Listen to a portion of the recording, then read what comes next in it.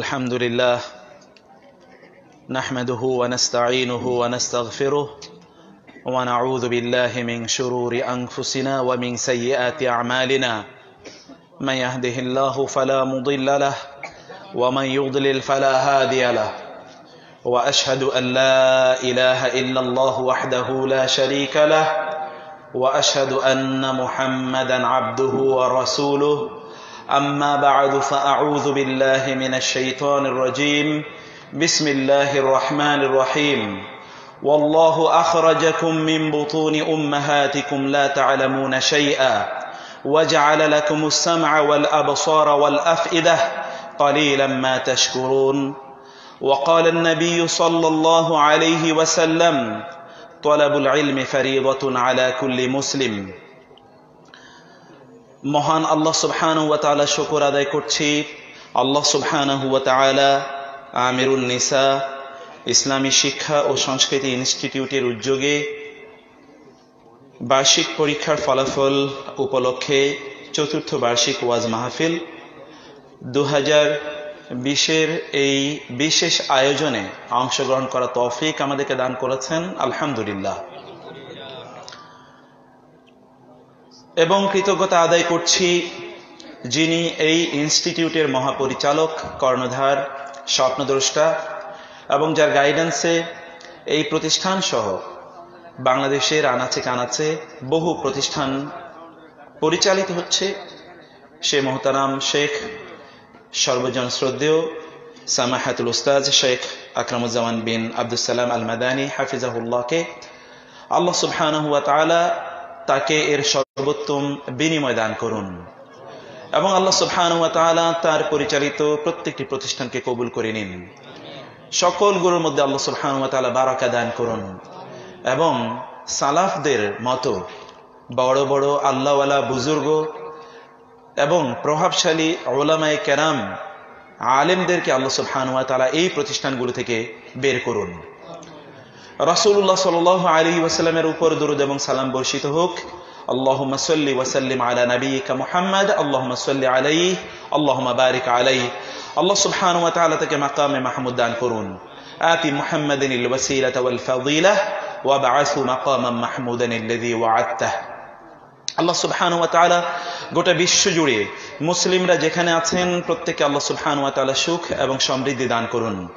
প্রত্যেকে যেখানেই বিভিন্ন বিপদে আপতিত রয়েছেন, বিশেষ করে করোনা কোভিড-19 যারা আক্রান্ত রয়েছেন, আল্লাহ সুবহানাহু ওয়া তাআলা প্রত্যেককে সুস্থতা দান করুন। এছাড়া যারা যেখানে অসুস্থ রয়েছেন আল্লাহ সুবহানাহু ওয়া তাআলা প্রত্যেককে সুস্থতা দান করুন। এর মধ্যে যারা ইন্তেকাল করেছেন আল্লাহ সুবহানাহু ওয়া তাআলা তাদের প্রত্যেককে, কোভিডে যারা ইন্তেকাল করেছেন, ঈমান নিয়ে যারা মারা গিয়েছেন তাদের প্রত্যেককে আল্লাহ সুবহানাহু ওয়া তাআলা শাহাদাতের মর্যাদা দান করুন। এবং যারা অন্য স্বাভাবিকভাবে অথবা অন্য কোনো দুর্ঘটনায় মারা গিয়েছেন আল্লাহ সুবহানাহু ওয়া তাআলা ঈমান নিয়ে যারা মারা গিয়েছেন তাদের প্রত্যেককে আল্লাহ সুবহানাহু ওয়া তাআলা ক্ষমা করে দিন এবং প্রত্যেককে আল্লাহ সুবহানাহু ওয়া তাআলা জান্নাত দান করুন। যারা আমরা বেঁচে আছি আল্লাহ সুবহানাহু ওয়া তাআলা আমাদেরকে সুস্থতা দান করুন। প্রিয় ভাইরা, সম্মানিত উপস্থিতি, বোনেরা, আল্লাহ সুবহানাহু ওয়া তাআলা কোরআনে বলেছেন ওয়াল্লাহু আখরাজাকুম মিন বুতুনি উম্মাহাতিকুম লা তা'লামুনা শাইআ। আল্লাহ সুবহানাহু ওয়া তাআলা তোমাদের মায়ের পেট থেকে তোমাদেরকে বের করেছেন, লা তা'লামুনা শাইআ, তোমরা কিছুই জানতে না। আপনারা যারা আরবি ভাষা জানেন, শাইআন শব্দটি এখানে নাকিরা আছে। নাকিরা কখনো কখনো লিতাফখীমের জন্য আসে, গুরুত্ব বোঝানোর জন্য আসে। তোমরা কিছুই জানতে না, কিছুই তোমরা জানতে না। আল্লাহ সুবহানাহু তোমাদের মায়েদের পেট থেকে তোমাদেরকে যখন বের করেছেন, there was a time in the womb of our mother, আমাদের মায়েদের পেটে যখন আমরা ছিলাম এমন কোন সময় ছিল আমরা তো কিছু জানতামই না, বরং জানার জন্য শরীরের যে ফ্যাকাল্টিগুলো আছে, যে অর্গানগুলো আছে, সেই অর্গানগুলো পর্যন্ত তখনও ডেভেলপ করেনি। আমাদের যেই অর্গানগুলোর মাধ্যমে, যে ইন্দ্রিয়ের মাধ্যমে আমরা জ্ঞান অর্জন করি, উপলব্ধি করি, সেই উপলব্ধিগুলো পর্যন্ত তখনও ডেভেলপ করেনি যখন আল্লাহ সুবহানাহু ওয়া তাআলা আমাদেরকে সৃষ্টি করেছেন এবং আমাদের কি হবে না হবে সবকিছু মহান আল্লাহ সুবহানাহু ওয়া তাআলা নির্ধারণ করেছেন, জেনেছেন। আল্লাহ সুবহানাহু ওয়া তাআলা জানতেন সবকিছু। এরপর আল্লাহ সুবহানাহু ওয়া তাআলা ওয়াজআলা লাকুমুস সামআ ওয়াল আবসারা ওয়াল আফিদা কালিলাম মা তাশকুরুন। আল্লাহ সুবহানাহু ওয়া তাআলা অতঃপর তোমাদের কান এবং তোমাদের চক্ষুগুলো এবং তোমাদের অন্তরগুলোকে আল্লাহ সুবহানাহু ওয়া তাআলা তৈরি করলেন, তোমরা খুব কমই শুকর আদায় করো। অনেক অনেক লোক আছে আল্লাহ সুবহানাহু ওয়া তাআলা যাদেরকে বিবেক দিয়েছেন, জ্ঞান দিয়েছেন, চক্ষু দিয়েছেন, অন্তর দিয়েছেন, কিন্তু এগুলো কোনোটাই তারা ব্যবহার করে না। উলাইকা কাল আনআমি বাল হুম আদাল, এরা হচ্ছে চতুষ্পদ জানোয়ার, জন্তুর মতো। বাল হুম আদাল, বরং এরা জন্তু এবং জানোয়ার চেয়ে নিকৃষ্ট। এই আয়াতের ব্যাখ্যা আমি এভাবে করি যে আল্লাহ সুবহানাহু ওয়া তাআলা বলেছেন ওদেরকে পশু বলো না, ওদেরকে জানোয়ার বলো না। যদি ওদেরকে জানোয়ার বলো তাহলে জানোয়ারকে তুচ্ছ করা হলো। ওরা তো জানোয়ারের সমান নয়, ওরা জানোয়ার চেয়েও নিকৃষ্ট। ওরা জানোয়ারের সমান নয়, জানোয়ারের চেয়েও মর্যাদা ওদের কম, জন্তুর চেয়ে ওদের মর্যাদা কম। অতএব জানোয়ারকে জানোয়ার বলা যায়, এদেরকে জানোয়ার বললেও জানোয়ারকে অপমান করা হলো।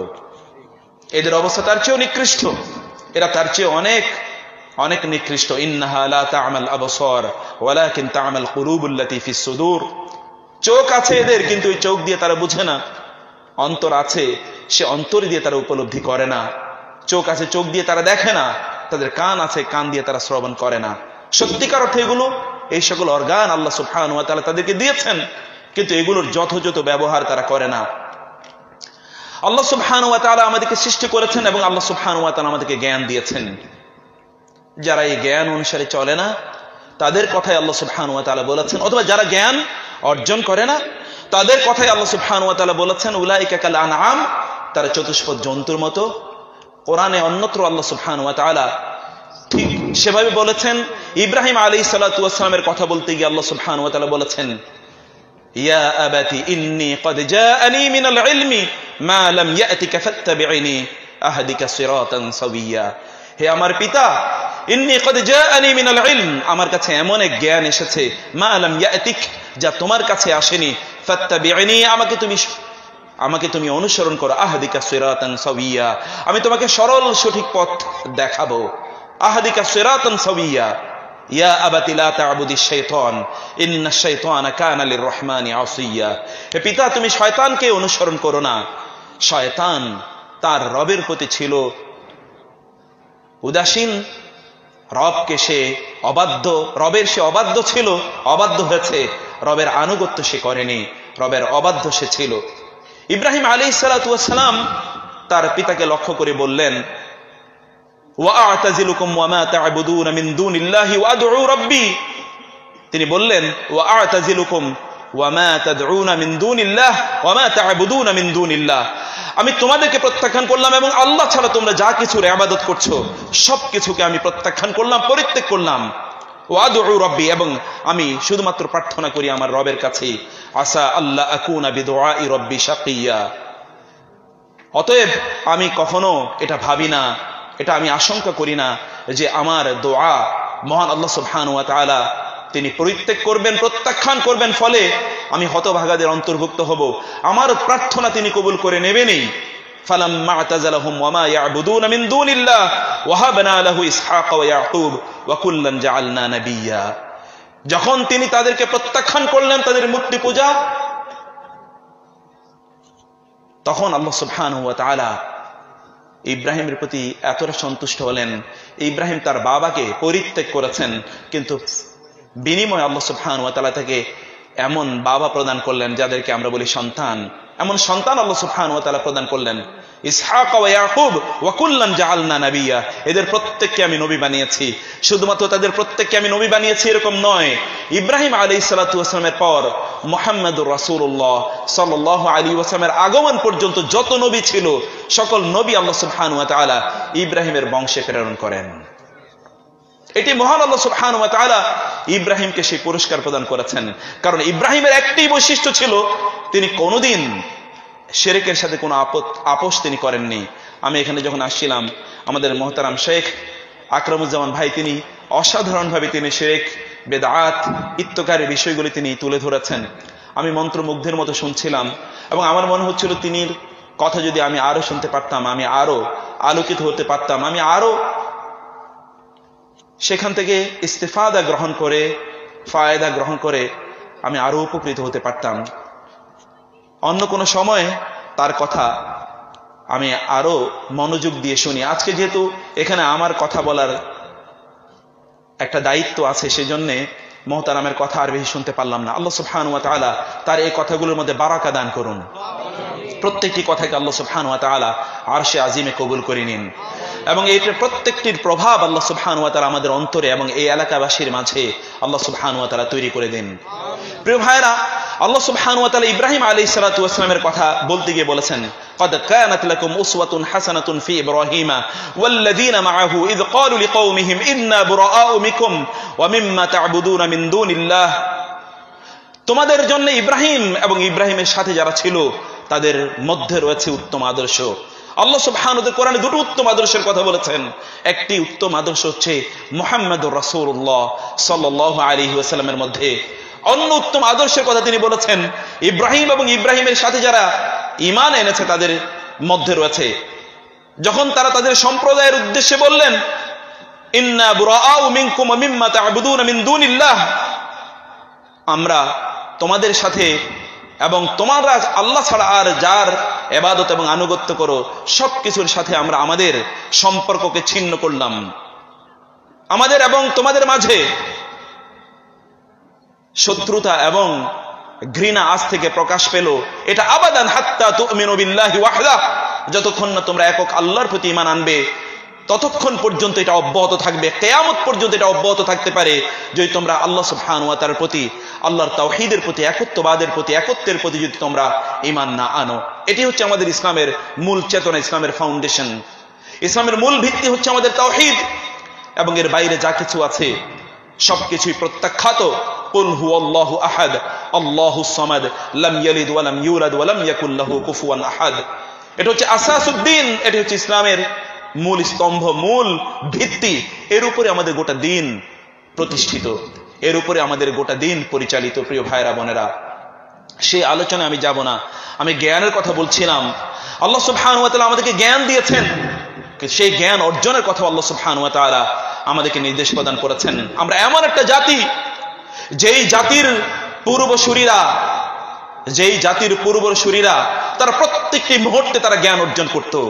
সেই জাতির পূর্বসূরীদের মাঝে, সালাফদের মাঝে এরকম ছিল যে আমাদেরকে বলতে হতো অমকের চেয়ে অমকে জ্ঞানী বেশি, অমকের চেয়ে অমকে জ্ঞানী বেশি। কিন্তু আমরা এমন একটা জাতিতে এখন পরিণত হয়েছি, আমাদেরকে বলতে হয় অমকে জ্ঞানী অমকে মূর্খ, অমকে জ্ঞানী অমকে মূর্খ। Most of the people are ignorant about the basic of their religion. অধিকাংশ লোকই তাদের দিনের, তাদের জীবন ব্যবস্থার মূল বিষয়গুলো সম্পর্কে তারা অজ্ঞ। না হলে এখনো আমাদেরকে কেন শিরক এবং বেদাতের ব্যাপারে আলোচনা করতে হয়? এখনো কেন আমাদেরকে সুন্নাহের ব্যাপারে আলোচনা করতে হয়? এই আলোচনা তো এখন আমাদের করার কথা ছিল না। রাসূলুল্লাহ সাল্লাল্লাহু আলাইহি ওয়াসাল্লাম তিনি মক্কায় তিনি এই আলোচনা করেছেন, মদিনায় গিয়ে তো তিনি ভিন্ন আলোচনা করেছেন। কোরআনের মদিনার প্রেক্ষাপট ছিল ভিন্ন, কিন্তু আমাদের অবস্থাটা হলো এরকম যেন আমরা এখনো মক্কি জীবনে বসবাস করছি। এখন আমাদেরকে তাওহীদ, শিরক এবং বেদাত নিয়ে আমাদেরকে আলোচনা করতে হয়। একটাই কারণ, তাহলে যে দ্বীনের প্রকৃত জ্ঞান, সত্যিকার জ্ঞান এখনো আমরা অর্জন করিনি। ইমামুস সুন্নাহ, ইমাম আহলি সুন্নাহ ওয়াল জামাআহ, ইমামুল হাদিস ইমাম শাফিঈ রাহিমাহুল্লাহ তিনি বলেছেন, তাআল্লাম ফালাইসাল মারউ ইউলাদু আলিমা, তুমি জ্ঞান অর্জন করো। একজন ব্যক্তি তো জ্ঞানী হয়ে জন্মগ্রহণ করে না।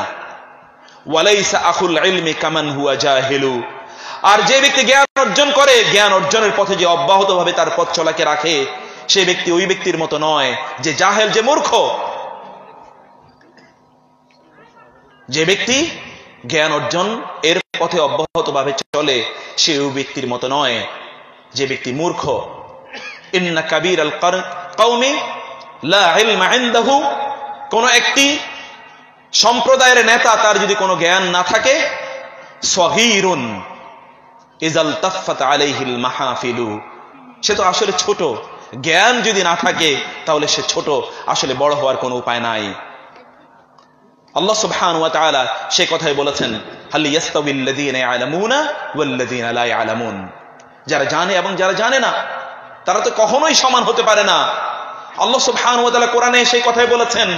কোরআনের প্রথম নাজিলকৃত যে 5টি আয়াত, এই 5টি আয়াতে আল্লাহ সুবহানাহু ওয়া তাআলা বারবার জ্ঞানের কথাই বলেছেন। ইকরা বিসমি রাব্বিকাল্লাযী খালাক, খালাকাল ইনসানা মিন আলাক, ইকরা ওয়া রাব্বুকাল আকরাম আল্লাযী আল্লামা বিল কলম আল্লামাল ইনসানা মা লাম ইয়ালাম।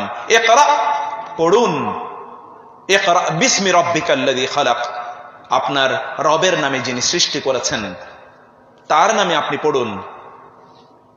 খালাকাল ইনসানা মিন আলাক, ইকরা, আবার ওয়া রাব্বুকাল আকরাম, আবার আল্লাযী আল্লামা বিল কলম, আবার আল্লামাল ইনসানা মা লাম ইয়ালাম। বারবার ইলমের কথা কোরআনের প্রথম আয়াতগুলোতে। এমন একটা জাতির উপর কোরআন এর প্রথম শব্দটি ইকরা নাজিল হলো, যেই জাতি তাদেরকে বলতো আরব। আরব মানে আপনারা জানেন, আরব শব্দটি ইরাব থেকে এসেছে, স্পষ্ট ভাষী।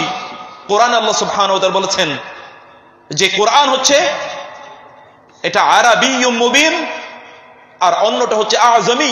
আরবরা এখনো আরবদেরকে তারা আরব বলে, আর অন্যদেরকে তারা আজম বলে। আজম অথবা আজম, আজমি এর মানে হচ্ছে তারা বোকা, তাদের মুখ দিয়ে কোনো স্পষ্ট করে কথা বের হয় না। অন্যদেরকে এখনো তারা বলে। আরবদের সাহিত্য 1450-1500 বছর আগে যে অবস্থায় ছিল, পৃথিবীর কোন সাহিত্য আজ পর্যন্ত ওই লেভেল পর্যন্ত যেতে পারে না। এত জ্ঞানী ছিল আরবরা। এমন একটা ভাষা কোরআন, এমন একটি ভাষায় নাজিল হয়েছে যে ভাষায় শুধুমাত্র এই কোরআন নাজিল হতে পারে। 1500 বছর আগের আরবি ভাষার অবস্থা যদি আপনি এখনো পড়েন, এখনো আপনি দেখবেন যে আরবের সেটা শ্রেষ্ঠতম যুগ। এখনো কোরআন পৃথিবীর শ্রেষ্ঠতম, যদি সাহিত্যের দৃষ্টিভঙ্গি থেকে বলি, শ্রেষ্ঠতম সাহিত্যের মান এই কোরআনের মধ্যে রয়েছে। এ কালোত্তীর্ণ সাহিত্য, এর কাছেও কেউ আসতে পারে না। আপনি যদি 100 বছর আগের বাংলা সাহিত্য পড়েন তাহলে আপনি বুঝতে পারবেন না। যদি আপনারা বঙ্কিমের সাহিত্য পড়ে থাকেন তাহলে দেখবেন যে অধিকাংশই বুঝতে পারেন না। তার আগের সাহিত্যের কথা বললে তো বুঝতেই পারবেন না। কি শেক্সপিয়ারিয়ান ইংলিশের কথা যদি বলি তাহলে বোঝা যায় না কি বলেছে। এখনকার ইংরেজির সাথে তার কোনো মিল নাই। কিন্তু 1500 বছর আগের আরবি ভাষা, কোরআনের ভাষা, যে ভাষায় কোরআন নাজিল হয়েছে, এখনো পৃথিবীর শ্রেষ্ঠতম ভাষা সেটি। এটি এমন একটা জাতির উপর কোরআন নাজিল হয়েছে, কোরআন তাদেরকে চ্যালেঞ্জ করে বলল, ইকরা, পড়ুন, পড়ো, তোমরা পড়ো। এবং আপনি জানেন যে পড়া হচ্ছে পৃথিবীর সবচেয়ে কঠিন কাজ। শুনে শুনে এখানে আপনার দীর্ঘক্ষণ পর্যন্ত 3-4 ঘন্টা আপনার শুনতে পারবেন, কোনো সমস্যা নাই, কিন্তু 3-4 ঘন্টা পড়তে পারবেন না। 3-4 ঘন্টা পড়তে গিয়ে দেখেন যে কি পরিমাণ কষ্ট হয়। কিছুক্ষণ পড়ার পর এরপরে আপনাকে উঠে কিছুক্ষণ হাঁটতে হয়, কিন্তু 3-4 ঘন্টা 5 ঘন্টাও শোনা যায়। শোনা কঠিন নয়, পড়া অনেক কঠিন। আল্লাহ সুবহানাহু ওয়া তাআলা সেই কথাই বললেন যে পড়ুন। জ্ঞানী যদি হতে হয় পড়ার কোনো বিকল্প নাই। শুনে কোনোদিন বড় স্কলার হওয়া যায় না, পড়ে অনেক বড়, পড়েই শুধুমাত্র স্কলার হওয়া যায়, জ্ঞানী হওয়া যায়। আল্লাহ সুবহানাহু ওয়া তাআলা সেই মেডিকেশনই প্রথম নাজিল করলেন। সে কথায় আল্লাহ বললেন পড়ুন।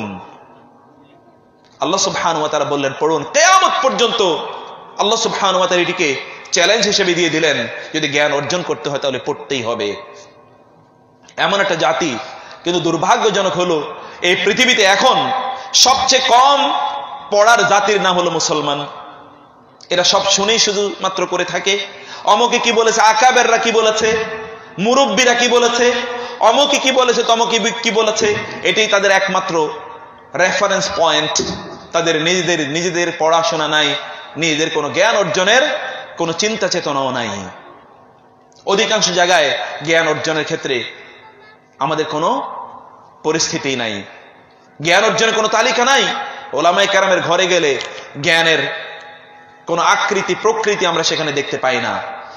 কতজন আলেমের ঘরে বড় একটা লাইব্রেরি আছে, অথচ যদি আমরা জানি শাইখুল ইসলাম ইবনে তাইমিয়া রাহিমাহুল্লাহ যখন তারা মৌসুল থেকে তার বাবা সহ যখন ক্রুসেডের সময়ে তারা হিজরত করে চলে যাচ্ছিলেন সিরিয়ার দিকে, দামেস্কের দিকে, দামেস্ক এর দিকে চলে যাচ্ছিলেন, সকল কিছু ফেলে দিয়ে তার বাবা 10-12টি উট ভর্তি শুধুমাত্র কিতাব নিয়ে গিয়েছেন এবং ছেলেকে বললেন, বাবা তোমার জন্য আমার পক্ষ থেকে এটাই একমাত্র উপহার, এটাই সম্পদ তোমাকে দিলাম। ইবনে তাইমিয়ারা এমনিই তৈরি হয় না। ইবনে তাইমিয়াদেরকে তৈরি করতে হলে এইরকম কালচার আমাদের লাগে, এইরকম দর্শন লাগে, এরকম আচরণ আমাদের লাগে। প্রিয় ভাইরা, আমি অন্যদিকে, বোনেরা, অন্যদিকে আপনাদেরকে নিয়ে যেতে চাই না। আমি বেসিক পয়েন্টটাতে আপনাদেরকে নিয়ে আসতে চাই, তা হলো জ্ঞান অর্জন করুন। রাসূলুল্লাহ সাল্লাল্লাহু আলাইহি ওয়াসাল্লাম বলেছেন, আদ-দুনিয়া মালউনাতুন মালউনুন মা ফিহা। রাসূল বললেন যে দুনিয়াটা পুরোটাই অভিশপ্ত এবং এর মধ্যে যা কিছু আছে সবকিছুই অভিশপ্ত। ইল্লা যিকরাল্লাহি ওয়া মা ওয়ালাহু আও আলিমান ওয়া মুতাআল্লিমা আও কামা ক্বালা আলাইহিস সালাতু ওয়াস সালাম। যে গোটা দুনিয়া অভিশপ্ত। এর মধ্যে 4টি জিনিস অভিশাপের বাইরে। একটি হচ্ছে আল্লাহ সুবহানাহু ওয়া তাআলার জিকির, আল্লাহর সাথে যারা বন্ধুত্বপূর্ণ সম্পর্ক রাখে এবং যে ব্যক্তি দ্বীনি জ্ঞান অর্জন করে অথবা দ্বীনি জ্ঞান বিতরণ করে, এরা ছাড়া সকলেই ধ্বংসপ্রাপ্ত।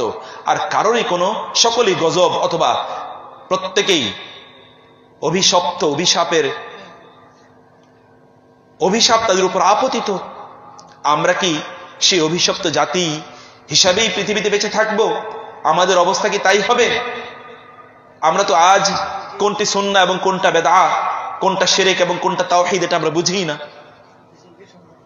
আমাদের কোনো জ্ঞানই নাই কোনটা শিরক এবং কোনটা তাওহীদ, এটি আমরা বুঝি না।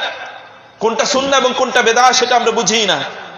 সুন্নাহকে অবজ্ঞা করা হয় এবং বেদআতকে স্বাগত জানানো হয় এমন একটা জাতি। প্রিয় ভাইরা, একটি সুন্নাহকে যদি কোনো একজন ব্যক্তি যদি অবহেলা করে তাহলে তার কি হতে পারে আমি জানি না। রাসূলুল্লাহ সাল্লাল্লাহু আলাইহি ওয়াসাল্লামের সামনে এক ইয়াং ম্যান তাকে বললেন, কুল বিয়ামিনিক, তোমার ডান হাত দিয়ে খাও। মুসলিমের হাদিস, তুমি ডান হাত দিয়ে খাও। সে বলল, লা আস্তাতিউ, আই ক্যান নট, আমি পারি না। রাসূল বললেন, মাস্তাতাআতা, তুমি যেন আর কখনোই না পারো। হাদিসে এসে ফামা রাফাআহু ইলা ফামিহি, এরপর থেকে সে আর কখনোই তার মৃত্যু অবধি তার এই ডান হাতটাকে সে কখনোই উঠাতে পারে না, প্যারালাইজড হয়ে গিয়েছে। একটি মাত্র সুন্নাহকে অবজ্ঞা করার কারণে যদি একজন ব্যক্তির হাতটা প্যারালাইজড হয়ে যায় মৃত্যু পর্যন্ত, আমরা যে কত লক্ষ লক্ষ হাজার হাজার সুন্নাহকে প্রতি মুহূর্তে অবজ্ঞা করছি, আমাদের কি হবে আল্লাহ সুবহানাহু ওয়া তাআলা জানেন। মদিনায় আগুন লাগলো একটা ঘরে, ইহতারাকা বাইতুন ফিল মদিনা। রাসূল সাল্লাল্লাহু আলাইহি ওয়াসাল্লামকে যখন বলা হলো, রাসূল সাল্লাল্লাহু আলাইহি ওয়াসাল্লাম বললেন, ইন্না হাযিহিন নারু আদুউল লাকুম, এই আগুন এটি তোমাদের শত্রু। ফাআতফিহু ইযা নিমতুম ফাআতফিহু আনকুম ইযা নিমতুম, যখন তোমরা ঘুমাতে যাবে তখন তোমরা এই আগুনটাকে নিভিয়ে দেবে, কারণ এটা তোমাদের শত্রু। আল্লাহ রাসূল সাল্লাল্লাহু আলাইহি ওয়াসাল্লাম তিনি বললেন, যখন তিনি কাতারগুলোকে, সালাতের কাতারগুলোকে তিনি সোজা করে দিচ্ছিলেন, একজন ব্যক্তি তার বক্ষটাকে একটু সামনের দিকে এগিয়ে দিচ্ছিল। রাসূলুল্লাহ সাল্লাল্লাহু আলাইহি ওয়াসাল্লাম রাগত স্বরে বললেন, লা তুসাউউন্না সুফুফাকুম আও লা ইউখারিফান্নাল্লাহু বাইনা উজুহিকুম, তোমরা তোমাদের কাতারগুলোকে সোজা করবে, অন্যথায় আল্লাহ সুবহানাহু ওয়া তাআলা তোমাদের চেহারাগুলো বিকৃত করে দেন। একমাত্র সুন্নাহ, কাতারকে সোজা করা ফরজ কাজ নয়। একটি মাত্র সুন্নাহর জন্য যদি আল্লাহ রাসূল এমন হুমকি দিয়ে থাকেন সাল্লাল্লাহু আলাইহি ওয়াসাল্লাম, তাহলে আমরা যারা সুন্নাহকে অবজ্ঞা করি আমাদের কি হওয়া উচিত? আমাদের কি হবে বলেন তো? আমরা জানি না কিভাবে আমরা আল্লাহ রাসূল সাল্লাল্লাহু আলাইহি ওয়াসাল্লামের সামনে মুখে নিয়ে নিজেদেরকে দাঁড়া করাবো, এই চেহারা নিয়ে কিভাবে তার সামনে দাঁড়াবো? রাসূলুল্লাহ সাল্লাল্লাহু আলাইহি ওয়াসাল্লামের সুন্নাহকে প্রতি মুহূর্তে আমরা অবজ্ঞা করছি, অথবা আমরা অন্যদিকে কোনো বেদাতকে সাপোর্ট করছি, প্রমোট করছি। আল্লাহ রাসূল সাল্লাল্লাহু আলাইহি ওয়াসাল্লাম বলেছেন, মান আহদাথা হাদাসান আও আওয়া মুহদিসান ফাআলাইহি লানাতুল্লাহি ওয়াল মালায়েকাতি ওয়ান নাসি আজমাইন, কোন একজন ব্যক্তি যদি কোনো বেদাত চালু করে অথবা কোনো বেদাতিকে আশ্রয় প্রদান করে, তাহলে তার উপর আল্লাহর লানত, ফেরেশতাদের লানত এবং সকল মানুষের লানত। আপনি কিভাবে এটাকে সহজ করে নেবেন? সমর্থন করবেন কিভাবে? সহজ করে নেয়ার এবং সমর্থন করার কোনো উপায় নাই। একটাই মাত্র প্রবলেম প্রিয় ভাইরা বোনেরা, একটাই মাত্র প্রবলেম, তা হলো জ্ঞান অর্জন নাই, পড়াশোনা নাই। শুধুমাত্র আমরা শুনে শুনে মুসলিম। আপনি কবে মুসলিম হয়েছেন এর কোন রেকর্ড নাই। জন্মসূত্রে মুসলিম, প্রকৃত অর্থে কোন একজন ব্যক্তি তিনি বুঝে শুনে তিনি মুসলিম হননি, তার বাপ দাদারা মুসলিম ছিল। এটা আল্লাহ সুবহানাহু পক্ষ থেকে একটি রহমত, একটি নেয়ামত আমাদের উপর। আল্লাহ সুবহানাহু ওয়া তাআলা নেয়ামত বর্ষণ করেছেন যে আমাদেরকে তিনি মুসলিম ঘরে তিনি সৃষ্টি করেছেন, আমাদের জন্ম হয়েছে মুসলিম পরিবারে। এই নেয়ামতের শুকরিয়া আমরা কিভাবে আদায় করব? তারপরও আমরা জ্ঞান অর্জন করি না। জ্ঞান অর্জনের পথে আমাদের অব্যাহতভাবে চলা দরকার।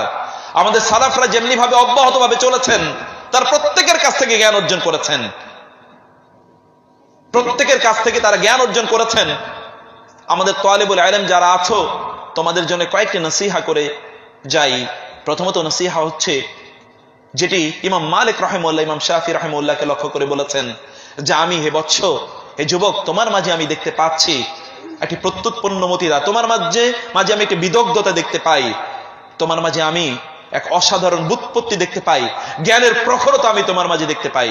ফালা তুতফিউহা বিল মাআসি বিজুলমাতিল মাআসি, অতএব অপরাধের অন্ধকার দিয়ে তুমি এটাকে নিভিয়ে দিও না। তিনি বলেন, আমি শাকাউতু ইলা ওয়াকিইন সুআ হিফজি, আমি ওয়াকিল এবং বিখ্যাত তাবির কাছে গিয়ে বললাম, আমি যখন পড়ি আমার কথা মনে থাকে না, আমি কি করব? তিনি বললেন, তুমি আল্লাহ সুবহানাহু ওয়া তাআলা অবাধ্য হও না, কারণ জ্ঞান হচ্ছে একটা আলো। আল্লাহ সুবহানাহু ওয়া তাআলা, যেই ব্যক্তি আল্লাহর অবাধ্য তাকে আল্লাহ সুবহানাহু ওয়া তাআলা এই আলো প্রদান করেন না। যে আল্লাহর অবাধ্য তাকে আল্লাহ এই আলো প্রদান করেন না। যারা জ্ঞান অর্জন করতে চায়, জ্ঞান অর্জনের পথে অব্যাহতভাবে চলে, তাদেরকে অবশ্যই এমন হতে হয় যে তাদের দেখলেই মনে হয় যে এই লোকগুলো দ্বীনি জ্ঞান অর্জন করেছে, দ্বীনের পথে তারা চলেছে। মুহাম্মাদুর রাসূলুল্লাহ ওয়াল্লাযীনা মাআহু আশিদ্দাউ আলাল কুফফারি রুহামাউ বাইনাহুম তারাহুম রুকআন সুজদান ইয়াবতাগুনা ফাদলান মিনাল্লাহি ওয়া রিদওয়ানা সীমাহুম ফি উজুহিহিম মিন আসারিস সুজুদ যালিকা মাসালুহুম ফিত তাওরাতি ওয়া মাসালুহুম ফিল ইনজিলি কাযারইন আখরাজা শাতআহু ফাআযারাহু ফাস্তাগলাযা ফাস্তাওয়া আলা সুকিহি ইউজিবুজ যুররা'a লিয়াগীযা বিহিমুল কুফফার। আল্লাহ সুবহানাহু ওয়া তাআলা বিস্তারিতভাবে সাহাবায়ে কেরামদের অবস্থা আল্লাহ সুবহানাহু ওয়া তাআলা জানিয়ে দিলেন, এবং সেটি হচ্ছে উম্মায়ে মুসলিমার অবস্থা হবে। আল্লাহ সুবহানাহু ওয়া তাআলা বললেন, তাদের চেহারা দেখেই বোঝা যায় এরা মুহাম্মাদুর রাসূলুল্লাহ সাল্লাল্লাহু আলাইহি ওয়াসাল্লামের ফলোয়ার, তার অনুসারী। চেহারা দেখলেই বোঝা যায়। আমাদের চেহারা দেখলে এখন বোঝা যাওয়ার কোনো উপায় নাই। তালিবুল ইলম যারা জ্ঞান অর্জন করছেন, তালিবুল ইলম শুধুমাত্র মাদ্রাসায় পড়লেই শুধুমাত্র হয় না, সকলেই তালিবুল ইলম, যিনি দ্বীনি জ্ঞান অর্জন করছেন। Everyone is the seeker of knowledge. প্রত্যেকেই কিন্তু দ্বীনি জ্ঞান আপনারা অর্জন করছেন। আপনাদের যেটি করতে হবে, যদি চান যে দ্বীনি জ্ঞান আপনার মধ্যে আলো তৈরি করে দেখ, আপনাকে অন্ধকার লিতুখরিজান নাসা মিনাজ যুলুমাতি ইলান নূরি বিইজনি রাব্বিহিম, যেন তুমি মানুষদেরকে অন্ধকার থেকে আলোর পথে নিয়ে আসতে পারো এই দ্বীনের মাধ্যমে, এই দ্বীনি জ্ঞানের মাধ্যমে, এই কোরআনের মাধ্যমে। এটি একটা আলোকিত জীবন। যদি আপনার গোটা জীবনকে আলোকিত করতে চান, যদি আপনি চান যে আপনার গোটা অস্তিত্ব জুড়ে এটা প্রমাণ দেখ যে আপনি দ্বীনি জ্ঞানের একজন তালেব, একজন সিকার, একজন অনুসন্ধানকারী, তাহলে আপনার ইবাদতটিও সেই রকম হতেই হবে। এই জন্য দ্বিতীয় যে প্রেসক্রিপশন, প্রিয় বন্ধুরা, ভাইয়েরা, আপনাদের যে সময়গুলো, এই সময়গুলোকে আপনারা কিভাবে কাটাচ্ছেন, আপনাদের সময়গুলোকে আপনারা ভাগ করুন। এর মধ্যে একটি অংশ মহান আল্লাহ সুবহানাহু ওয়া তাআলার জন্য নিবেদিত করুন। সময়টাকে ভাগ করে একটি অংশকে আল্লাহর জন্য নিবেদিত করুন। আমাদের সালাফরা তাদের সময়গুলোকে তিনটি ভাগ করতেন। একটি ভাগ তারা দ্বীনি জ্ঞান অর্জনের জন্য, একটি ভাগ তাদের দুনিয়াকে পরিচালনা করার জন্য, আর একটি ভাগ তারা এক্সক্লুসিভলি আল্লাহকে তারা দিয়ে দিতেন। এবং সেই সময়টি হচ্ছে রাতের সময়। আল্লাহ সুবহানাহু ওয়া তাআলা বলেছেন, ওয়াবিল আসহারিহুম ইস্তাগফিরুন তাতাজাফা জুনুবুহুম আনিল মাদাজি'i ইয়াদউনা রাব্বাহুম খাওফান ওয়া তামআ ওয়া মিম্মা রাযাকনাহুম ইউনফিকুন ওয়াল্লাযীনা ইয়াবিতুনা লিরাব্বিহিম সুজদান ওয়া কিয়ামা ইয়া আইয়ুহাল মুযাম্মিলু কুমিল লাইলা ইল্লা কলিলা নিসফাহু আও ইনকুস মিনহু কলিলা ওয়া মিনাল লাইলি ফাতাহাজ্জাদ বিহি নাফিলাতাল লাক আসা আন ইয়াবআসাকা রাব্বুকা মাকামান মাহমুদা।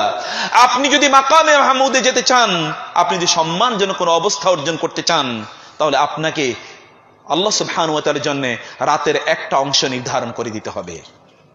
নির্ধারণ করেই দেখুন না, তালিবে ইলম যারা আছেন, যারা দ্বীনি জ্ঞান অর্জন করছেন, রাতের একটা অংশ পড়াশোনা তো করবেনই, একটি অংশ এক্সক্লুসিভলি কেবলমাত্র আল্লাহর জন্য নিবেদিত করে দেখুন। ওয়া আল্লামনাহু মিন লাদুন্না ইলমা। আল্লাহ সুবহানাহু ওয়া তাআলার পক্ষ থেকে আল্লাহ সুবহানাহু ওয়া তাআলা আপনার উপর জ্ঞান নাজিল করবেন। আল্লাহ সুবহানাহু ওয়া তাআলা আমাদেরকে কোরআনে এইরকম জ্ঞানের একটি কথা আমাদেরকে জানিয়েছেন। সূরাতুল কাহফ, আজকে রাত থেকে যে সূরাটি আপনাদের পড়ার কথা, আল্লাহ সুবহানাহু ওয়া তাআলা জানালেন, এটা বুখারী হাদিসে এসেছে, মুসা আলাইহিস সালাতু ওয়াস সালামকে বলা হলো এই যুগের সবচেয়ে বড় জ্ঞানীকে। মুসা আলাইহিস সালাম তো স্বভাবত উত্তর দিলেন আমিই তো হওয়ার কথা। আল্লাহ সুবহানাহু ওয়া তাআলা অসন্তুষ্ট হলেন, যাও ওই জায়গায় যাও, সেখানে তুমি দেখবে আমার একজন বান্দা, সেখানে তুমি তাকে দেখতে পাবে, আমার একজন বান্দাকে পাথরের কাছে তাকে কাপড় মুড়ি দেওয়া অবস্থায় তুমি তাকে দেখতে পাবে। মুসা আলাইহিস সালাতু ওয়াস সালাম আরেকজন নবীকে নিয়ে সেখানে চলা শুরু করলেন। আল্লাহ ইন্ডিকেশন দিয়ে দিলেন, একটি মাছ নিয়ে যাও, যেখানে তুমি এটিকে হারাবে সেখানেই তাকে খুঁজে পাবে। তারা চলতেই থাকলেন। ফালাম্মা বালাগা মাজমা বাইনিহিমা নাসিয়া হুতাহুমা ফাত্তাখাযা সাবিলাহু ফিল বাহরি সারাবা। যখন তারা দুই সমুদ্রের মধ্যবর্তী স্থানে গেলেন, সংযোগস্থলে গেলেন, দুই সমুদ্রের সংযোগস্থলে, নাসিয়া হুতাহুমা, তারা তাদের মাছের কথা ভুলে গেল। আর এই মাছটি সমুদ্রের মধ্যে তখন হঠাৎ করে সে পালিয়ে চলে গেল। কিছুক্ষণ পর মুসা আলাইহিস সালামের সাথী তাকে লক্ষ্য করে বললেন, মুসা আলাইহিস সালামের সাথীকে মুসা বললেন যে আমরা তো অনেক কষ্ট করে দীর্ঘক্ষণ হেঁটেছি, আমাদের এই যে সফরের কারণে ক্ষুধা লেগেছে, ওই মাছটি আমাকে দাও।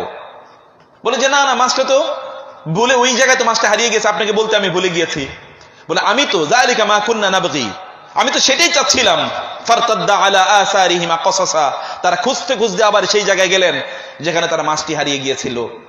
সেখানে তারা গেলেন, গিয়ে সেই ব্যক্তিকে পেলেন। মুসা আলাইহিস সালাম তাকে লক্ষ্য করে বললেন, হাল আত্তাবিউকা আলা আন তুআল্লিমানি মিম্মা উল্লিমতা রুশদা, আপনি যা জেনেছেন তা থেকে একটু আমাকে জানাবেন, সেই জন্য কি আমি আপনার সাথী হতে পারি? আমি আপনার সাথী হতে চাই। মুসা আলাইহিস সালাম মনে রাখতে হবে, এমন নবী যার ব্যাপারে আল্লাহ সুবহানাহু বলেছেন, ওয়া আনা আখতারতুকা ফাসতামি' লিমা ইউহা, মুসা আমি তোমাকে আমার নিজের জন্য সিলেক্ট করলাম। ওয়া আনা আখতারতুকা, I have selected you for me ওয়ালিতুসনা আলা আইনি, so that you are brought up in my front, যেন তুমি আমার সামনে, আমার চোখের সামনে বড় হয়ে উঠতে পারো। ওয়াসতানাতুকা লিনাফসি, মুসা আমি তোমাকে আমার নিজের জন্য বানিয়েছি, আমি তোমাকে আমার নিজের জন্য বানিয়েছি মুসা। ওয়ালকাইতু আলাইকা মাহাব্বাতাম মিন্নি, আমি তোমার উপর আমার পক্ষ থেকে ভালোবাসা ঢেলে দিয়েছি। মুসা আলাইহিস সালামকে যেই দেখতো সেই মুসা আলাইহিস সালামকে ভালোবাসতে বাধ্য হতো, কারণ আল্লাহ সুবহানাহু ওয়া তাআলা তার ভালোবাসা মুসার জন্য ঢেলে দিয়েছেন। আল্লাহ যাকে ভালোবাসেন তিনি আসমানের অধিবাসীদেরকে লক্ষ্য করে বলেন, আমি ওই ব্যক্তিকে ভালোবাসি, তোমরাও তাকে ভালোবাসো। আসমানের অধিবাসীরা তাকে ভালোবাসা শুরু করে দেন এবং জমিনবাসীদের সাথে তারা এটা শেয়ার করেন, জমিনবাসীদেরকে জানিয়ে দেন যে আল্লাহ ওই ব্যক্তিকে ভালোবাসেন, আমরা ওই ব্যক্তিকে ভালোবাসি, এবার তোমরাও সেই ব্যক্তিকে ভালোবাসা শুরু করে দাও। আল্লাহ সুবহানাহু যদি কাউকে ভালোবাসেন, জগৎবাসী তাকে ভালোবাসতে বাধ্য। আল্লাহ সুবহানাহু বললেন, ওয়ালকাইতু আলাইকা মাহাব্বাতাম মিন্নি ওয়ালাকাদ মানান্না আলাইকা মাররাতান উখরা, মুসা আমি তো তোমার আগে তোমার উপর আরো একবার তোমার উপর আমি রহমত করেছি, অনুগ্রহ করেছি। যখন চারিদিকে আপনাদের এবং আমাদের জীবনে এরকম বিপদের ঘন ঘটা আসে, ফেরাউন নির্দেশ প্রদান করলো যত শিশু ছেলে সন্তান জন্ম হবে তাদেরকে হত্যা করা হবে, কন্যা সন্তানদেরকে জীবিত রাখা হবে।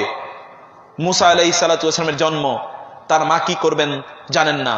আল্লাহ সুবহানাহু ওয়া তাআলা বললেন, আমি মুসার মায়ের কাছে ওয়াইহাইনা ইলা উম্মি মুসা, আমি মুসার মাকে বললাম তাকে জন্ম দাও এবং তাকে সমুদ্রে নিক্ষেপ করো। সমুদ্রে নিক্ষেপ করার পরও মানুষ বেঁচে যায়, অথচ যারা স্থলে আছে, যারা জমিনে আছে, অট্টালিকে আছে, তারা বাঁচে না। যদি আল্লাহ সুবহানাহু ওয়া তাআলার অনুগ্রহ থাকে তাহলে এরকমই হয়। আল্লাহ সুবহানাহু ওয়া তাআলা কিভাবে যে তাকে হত্যার নির্দেশ প্রদান করলো, আল্লাহ সুবহানাহু ওয়া তাআলা তার ঘরেই তাকে বড় করে তুললেন।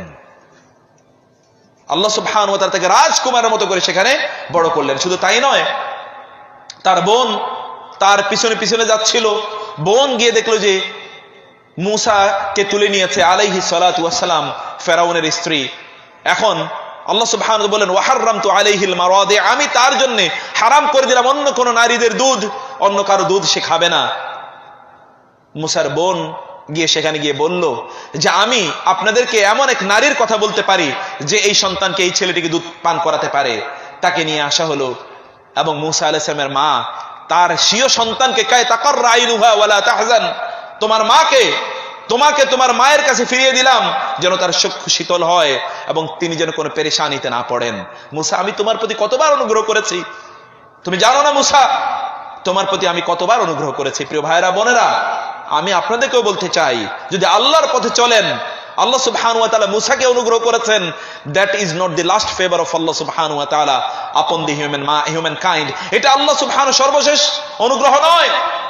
যে আল্লাহ মুসার উপর এরকম অনুগ্রহ করেছেন, সে আল্লাহ আপনার উপর এরকম অনুগ্রহ করতে পারেন, সেই ক্ষমতা তিনি রাখেন।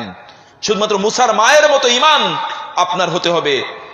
কেবলমাত্র আল্লাহর আনুগত্য মুসার মা যেরকম করেছেন, সমুদ্রে সন্তানকে নিক্ষেপ করা, বাহ্যত সমুদ্র কিন্তু সেটা আসলে সমুদ্র নয়, সেটাই মূলত তার জন্য রাজপ্রাসাদ। আল্লাহ সুবহানাহু চাইলে তাই করতে পারেন, সেটাই আল্লাহ সুবহানাহু ওয়া তাআলা করেছেন। মুসা আলাইহিস সালাতু ওয়াস সালাম সেখানে বড় হয়ে ওঠে এবং মুসা আলাইহিস সালাতু ওয়াস সালাম রাজপুতের মতো তিনি সেখানে লালিত পালিত হন। মুসা আলাইহিস সালাতু ওয়াস সালামকে আল্লাহ সুবহানাহু ওয়া তাআলা বললেন, যাও সেখানে। মুসা আলাইহিস সালাম গিয়ে বললেন, একজন তালিবুল ইলম, একজন জ্ঞানী কতটা বিনয়ী হতে হয়। মান তাওয়াদা লিল্লাহি রাফাআহুল্লাহ, কেউ যদি আল্লাহর জন্য বিনয়ী হয়, আল্লাহ সুবহানাহু ওয়া তাআলা তার মর্যাদা তুলে ধরেন। আমি বলছিলাম যে আপনি যদি জ্ঞান অর্জন করতে চান, যদি আল্লাহর উপর আপনি তাওয়াক্কুল করতে পারবেন না।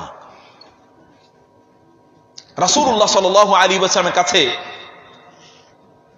নাওয়ার রাদিয়াল্লাহু তাআলা আনহা তার সন্তানকে নিয়ে আসলো, যায়েদ বিন সাবিত রাদিয়াল্লাহু তাআলা আনহু। ছোট্ট যায়েদ উহুদের বদরের যুদ্ধে অংশগ্রহণ করতে চায়, কিন্তু ছোট তো, সে তো এখনো ছোট বালক, বদরের যুদ্ধে অংশগ্রহণ করার এখনো তার বয়স হয়নি, রাসূল তাকে অনুমতি দেননি। ছোট যায়েদ কান্না করছে, যুদ্ধে অংশগ্রহণ করতে পারেনি দেখে। ছোট যায়েদ যুদ্ধে অংশগ্রহণ করতে পারেনি, এই জন্য কান্না করেছে। আমাদের জায়েদরা কি জন্য কান্না করে? সিনেমা নাটক দেখতে না পারার কারণে, টেলিভিশন দেখতে না পারার কারণে, খেলাধুলা না করতে পারার কারণে আমাদের জায়েদরা কান্না করে। আর ওই জায়েদরা যুদ্ধে অংশগ্রহণ করতে পারবে না আল্লাহ রাসূলের সাথে, সেজন্য কান্না করছে, চোখ বুক ভিজিয়ে দিচ্ছে কান্না করে। মায়ের কাছে গেলেন, মা সন্তানের কান্না দেখে নিজকে ঠিক রাখতে পারলেন না, রাসূলের কাছে নিয়ে গেলেন, ইয়া রাসূলুল্লাহ, আমার এই ছোট্ট জায়েদ ও যুদ্ধের ময়দানে অংশগ্রহণ করতে পারেনি, এর জন্য কান্না করছে। ইয়া রাসূলুল্লাহ, আমি আমার জায়েদকে আপনার জন্য উৎসর্গ করে দিতে চাই। আমার জায়েদের কিছু যোগ্যতা আছে ইয়া রাসূলুল্লাহ, আপনার কাছে থাকার মতো ওর যোগ্যতা আছে। তোর মধ্যে একটি যোগ্যতা হচ্ছে এর মধ্যে সে 17টি সূরা মুখস্থ করেছে। ওকে আপনি যা বলবেন কিছুক্ষণের মধ্যে মুখস্থ করে ফেলতে পারে। ইয়া রাসূলুল্লাহ, ওকে একটু আপনার কাছে রাখুন। রাসূল সাল্লাল্লাহু আলাইহি ওয়াসাল্লাম জায়েদের এই প্রখরতা, মেধার প্রখরতা দেখে তিনি অভিভূত হলেন। তিনি জায়েদকে বলেন, জায়েদ, তুমি তাআল্লাম কিতাবাতাল ইয়াহুদ ফাইন্নী লা আমানুহুম আলা আল, কারণ আমি তাকে আলা মা আকরাউ, আমি যা পড়ি, আমি যা বলি, আমার এই কোরআনের উপর আমি ইহুদিদেরকে নিরাপদ মনে করি না। এই জন্য তুমি ইহুদিদের লেখাটা শেখো, ওদের ভাষাটা তুমি শেখো। রাসূল সাল্লাল্লাহু আলাইহি ওয়াসাল্লাম জায়েদকে বললেন, জায়েদ পরবর্তীতে জানালেন, আমি জানি না 14 দিনের মাথায় আমি ইব্রানি ইহুদিদের ভাষা পুরোটা আমি ঠোঁটস্থ করে ফেললাম। 14 দিনে কোনো ভাষা শেখা যায় নাকি? ওই ভাষায় আমি পণ্ডিত হয়ে গেলাম, কারণ এটা আল্লাহ রাসূল সাল্লাল্লাহু আলাইহি ওয়াসাল্লামের বক্তব্যের বারাকা। তিনি বলে দিয়েছেন। জায়েদ সে পথে গেল, এবং জায়েদ খুব বেশি দিন বেঁচে থাকেনি, সর্বোচ্চ তিনি বয়স পেয়েছেন 55 থেকে 56 বছর। কিন্তু এই জায়েদ যে বুৎপত্তি অর্জন করেছেন, রাসূলুল্লাহ সাল্লাল্লাহু আলাইহি ওয়াসাল্লাম তাকে তার কাতিবুল ওয়াহি হিসেবে নিয়োগ করেছেন। শুধু তাই নয়, রাসূলুল্লাহ সাল্লাল্লাহু আলাইহি ওয়াসাল্লামের জীবন, তার মৃত্যুর পর আবু বকর এবং উসমান যখন কোরআনকে সংকলনের চিন্তা করেন, তখন এই জায়েদকে কমিটির হেড বানিয়ে তিনি কোরআন সংকলনের কাজ করেন। কমিটির হেড হলো কি এই জায়েদ, তার বুৎপত্তি, তার জ্ঞান, কারণ আল্লাহ রাসূলের কথায় তিনি তার জীবনকে বিলিয়ে দিয়েছেন। আপনি যদি আপনার নিজকে দ্বীনি জ্ঞানের জন্য এভাবে বিলিয়ে দিতে পারেন, দেখেন ওয়াল্লামনাহু মিন লাদুন্না ইলমা, কিভাবে আল্লাহ সুবহানাহু ওয়া তাআলা জ্ঞান দিয়ে আপনাকে ভরপুর করে দেন। আবু হুরায়রা রাদিয়াল্লাহু তাআলা আনহু, তাকে লক্ষ্য করে রাসূল বললেন, ইয়া আবা হুরায়রা, হে আবু হুরায়রা, তুমি আমার কাছে কেন এই গনিমত গুলো চাও না? তোমার অন্য বন্ধুরা তো আমার কাছে গনিমতের মাল চায়, তুমি গনিমতের মাল চাও না কেন? তিনি বলেন, ইয়া রাসূলুল্লাহ, আমি গনিমতের মাল দিয়ে কি করব? আপনি আমাকে আল্লিমনি মিন ইলমিকাল্লাযী আল্লামাকাল্লাহ, আপনাকে আল্লাহ যে জ্ঞান দিয়েছেন সেই জ্ঞান থেকে আপনি আমাকে কিছু জ্ঞান শিখিয়ে দেন, এতটুকুই আমার জন্য যথেষ্ট। রাসূলুল্লাহ সাল্লাল্লাহু আলাইহি ওয়াসাল্লাম আবু হুরায়রার গা থেকে একটি চাদর ছিল, চাদরটি তিনি মাটিতে বিছিয়ে দিলেন। আবু হুরায়রা বলছেন, আমি দেখছিলাম যে সেটি দিয়ে তার উপর দিয়ে পিঁপড়া যাচ্ছে। রাসূল সাল্লাল্লাহু আলাইহি ওয়াসাল্লাম কিছু বলে তারপরে বললেন, এটি তুমি এবার ভাঁজ করে নাও। আমি ভাঁজ করে নিলাম। তারপর থেকে লা উসাকিতু আহাদান, লা উসাকিতু লাফজান মিম্মা হাদ্দাসানি বিহি রাসূলুল্লাহ সাল্লাল্লাহু আলাইহি ওয়াসাল্লাম। এরপর থেকে আল্লাহর রাসূল যা কিছু বলেছে একটি শব্দ আমি ভুলে যাইনি, একটি শব্দ আমি ভুলে যাইনি। প্রিয় ভাইরা, আমি দিনের জ্ঞানের কথা বলেছি যে আপনারা কিছু রাতের কিছু অংশ আল্লাহর জন্য নিবেদিত করুন প্লিজ। আল্লাহর জন্য রাতের কিছু অংশ নিবেদিত করুন। আল্লাহ সুবহানাহু কিভাবে দেখুন আপনার জ্ঞানটা বাড়িয়ে দেন। মুসা আলাইহিস সালাতু ওয়াসালাম গেলেন, মুসা আলাইহিস সালাতু ওয়াসালাম তাকে বললেন যে আপনার সাথে আমি থাকতে চাই, আপনাকে আল্লাহ যে জ্ঞান দিয়েছেন সেই জ্ঞান থেকে আমি কিছু অর্জন করতে চাই। তিনি বলেন ইন্নাকা লান তাসতাতিআ মাইয়া সাবরা, তুমি তো আমার সাথে থাকতে পারবে না। ওয়া কাইফা তাসবিরু আলা মা লাম তুহিত বিহি খুবরা, যা তুমি জানো না সেই ব্যাপারে কিভাবে তুমি ধৈর্য ধারণ করবে। তিনি বললেন সাতাজিদুনি ইনশাআল্লাহু সাবিরা ওয়ালা আউসি লাকা আমরা, আপনি আমাকে দেখবেন আমি ধৈর্য ধরে আছি, আমি এতটুকু আপনার অবাধ্য হব না, সামান্যতম অবাধ্য হব না। আপনি যা বলেন আমি তাই শুনবো। তারপরের ঘটনাগুলো আপনাদের জানা। কিন্তু মুসা আলাইহিস সালাম তো ধৈর্য ধারণ করতে পারেনি।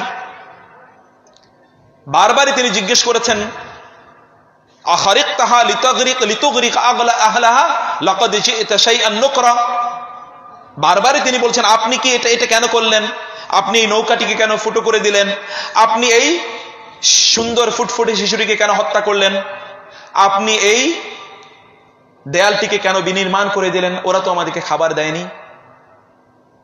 মুসা আলাইহিস সালাম ধৈর্য ধারণ করতে পারেননি। রাসূল সাল্লাল্লাহু আলাইহি ওয়াসাল্লাম বললেন মুসা যদি একটু ধৈর্য ধারণ করত তাহলে আমরা আরো অনেক কিছু জানতে পারতাম, সামনে আরো অনেক ঘটনা ঘটতো, এগুলো আমরা জানতে পারতাম, কিন্তু আমরা জানতে পারলাম না। মুসা আলাইহিস সালাম ধৈর্য ধারণ করেননি। যাই হোক না কেন, জ্ঞান আল্লাহ সুবহানাহু ওয়া তাআলা যদি প্রদান করেন তাহলে জ্ঞান দিয়ে আল্লাহ সুবহানাহু ওয়া তাআলা ভরপুর করে দিতে পারেন আপনাকে। কিন্তু সেই জ্ঞান ধারণ করার মতো পাত্র আপনাকে হতে হবে। এক ধরনের পাত্র আছে ফুটো বালতি, ফুটো বালতির মতো। বালতি যদি ফুটো হয় পানি আপনি যতই নেন না কেন কোনো কাজে লাগবে না, এই পানি সব পড়ে যাবে। রিজার্ভার, প্রিজার্ভার, কন্টেইনার যেখানে পানি থাকবে এটা ফুটো হলে চলবে না।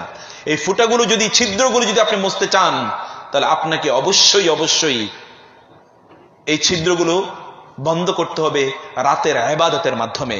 আল্লাহ সুবহানাহু ওয়া তাআলা তার রাসূলকে সেই কথাই বললেন। আল্লাহ সুবহানাহু তার রাসূলকে বললেন কুমিল লাইলা ইল্লা কালিলা নিসফাহু আও ইনকুস মিনহু কালিলা আও জিদ আলাইহি ওয়া রাত্তিলিল কুরআনা তারতিলা। জ্ঞান অর্জন, ইন্না সানুলকি আলাইকা কাওলান সাকিলা, আপনার উপর আমি ভারী একটা জিনিস নাজিল করতে চাই, একটা ভারী কথা নাজিল করতে চাই, সেজন্য আপনার প্রস্তুতি লাগবে। এই প্রস্তুতিটি আপনি অর্জন করবেন রাতের বেলা দাঁড়িয়ে থেকে। প্রিয় ভাইরা, এটা একটা অসাধারণ ইকুয়েশন। রাতের বেলা আল্লাহর সামনে দাঁড়িয়ে থাকলে দিনের বেলা আপনার কাজের মধ্যে শক্তি, কুওয়াত, তাকাত তৈরি হয়। আমি এরকম বহু লোকের দেখেছি যারা রাতের বেলা ইবাদত করে কিন্তু দিনের বেলা তারা এতটা কর্মক্ষম থাকে, তারা এতটা শক্তিশালী থাকে।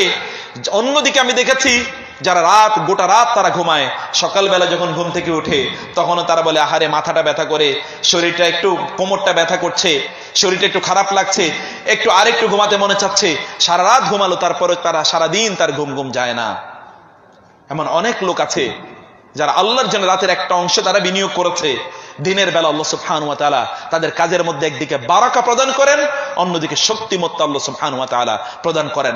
কারণ আল্লাহ সুবহানাহু ওয়া তাআলা সূরা মুজাম্মিলে সেই কথা বলেছেন যে আল্লাহ তো ইন্না সানুলকি আলাইকা কাওলান সাকিলা, আমি তো আপনার উপর একটা ভারী জিনিস, ভারী কথা নাজিল করব। এটার জন্য প্রস্তুতি স্বরূপ আপনাকে রাতের বেলা দাঁড়িয়ে, রাতের অর্ধেক তার চেয়ে বেশি অথবা তার চেয়ে কম অংশ দাঁড়িয়ে আপনাকে সালাত আদায় করতে হবে। এই সালাত আদায় করুন। শুধুমাত্র জ্ঞান অর্জন করেই রাতটা কাটিয়ে দেবেন, জ্ঞান কার জন্য আপনি অর্জন করবেন? এই জ্ঞান যদি আল্লাহর সাথে কানেক্টেড না করতে পারে তাহলে জ্ঞান দিয়ে কোনো কাজ হবে না আমাদের। জ্ঞান যদি আল্লাহর সাথে সম্পর্ক বৃদ্ধি না করে দিতে পারে, আমাদের মূল দৈনতা হলো এই জায়গায়। রাসূলুল্লাহ সাল্লাল্লাহু আলাইহি ওয়াসাল্লাম বলেছেন ফাকিহুন ওয়াহিদুন আশাদ্দু আলা শাইতানি মিন